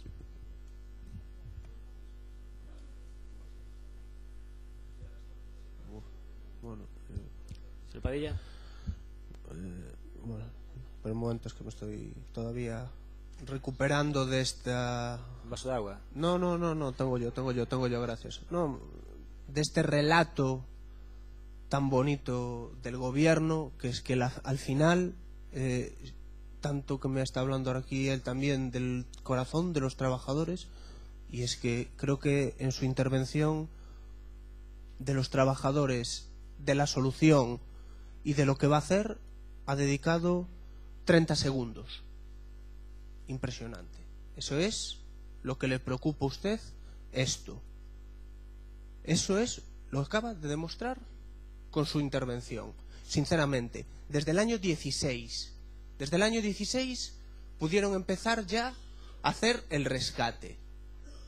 Y han tenido que llegar al 31 y gracias que ahora tienen un balón de oxígeno de 28 días más, porque si no, hoy estos trabajadores estaban en la calle. Porque ustedes en 2 años no han querido hacer nada.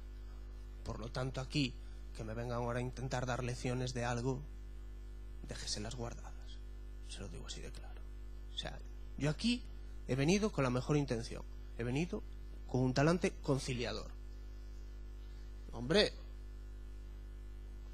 no, dígame, en mi intervención lo único que pedí fue una solución. No me metí ni políticamente, ni hablé, no, nada. Que eu recordo me chamou inútil. Hombre, espérame, hombre. Non sei canta cosas ¿Y máis. usted qué es? Usted que es el que se queja de cuando el resto interrumpe a los demás y es usted ahora el que interrumpe. Está muy bien. Vamos a intentar hacer aquí el juego sucio, pero mientras tanto la solución a los trabajadores se sigue sin saber, ¿verdad? ¿Cómo? No, si está hablando usted, que es lo que le gusta interrumpir, pues oiga, siga interrumpiendo, no hay problema. Nosotros aquí lo único que pedimos es que rescaten ya esta concesión. Bueno, el señor Rivas pues no le gustó la redacción. Hombre, a ver, visto lo visto, cuando aquí se trae una redacción y dice rescate ya, y uno dice es que no, yo no quiero que rescate. Oiga, vamos a intentar hacer el común consenso para que podamos tener unanimidad en un tema que yo creo que es lo más importante de todo, que es salvar 4 puestos de trabajo y salvar el funcionamiento de un servicio que se está prestando en esta ciudad. Por lo tanto, oiga, después al final puedo poner aquí misa cantada que después ese señor la va a guardar en un cajón y no lo va a llevar a cabo. Por lo tanto, ¿a mí qué más me da? ¿Yo qué quiere que le diga? Oiga, adoptar las medidas necesarias. Pues oiga, para mí, la medida necesaria tiene que ser rescatar ya la concesión, que tendría que haberse rescatado ya en el año 2016, cuando ya se podía haber rescatado. ¿No se ha querido? Pues oiga, ¿qué quiere que le diga? Que lo hagan ya. Hay 28 días por delante. Por favor, póngase un poquito las pilas. Moi ben, recórdame vostede moito a concelleiro que se chamaba Borja, non sei onde estará agora. Votos a favor da moción. Punto número 16. Moción do Grupo Ciudadano Socialista en defensa das políticas de igualdade das mulleres, o feminismo e a protección das vítimas de violencia de xénero. Saltamos para a seguinte.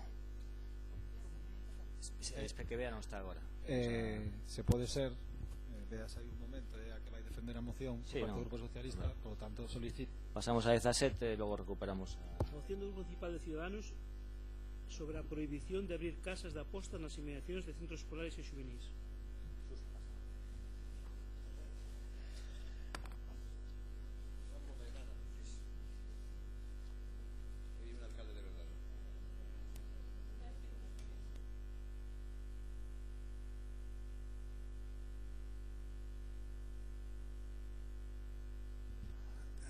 Ben, señora Damasa Fred. Muchas gracias, señor alcalde, en funciones. Moción sobre la prohibición de abrir casas de apuestas en las inmediaciones de centros escolares y juveniles. Ese es el título de esta moción y estoy segura que si ahora mismo empiezo la presentación de esta moción dando cifras y porcentajes, datos todos fríos y objetivos, no voy a captar su atención de ninguna manera ni el problema del que quiero hablar.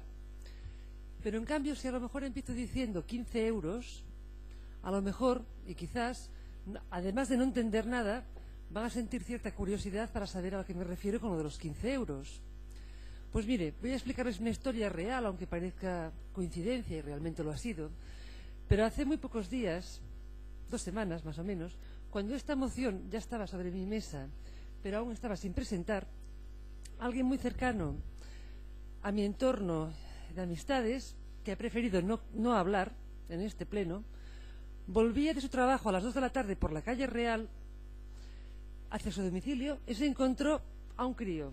Y me dijo así, a un crío que debía de tener como 15 años, que salía de una casa de juego que hay cerca de la calle Real, no voy a decir más, y que era la pura imagen de la desesperación.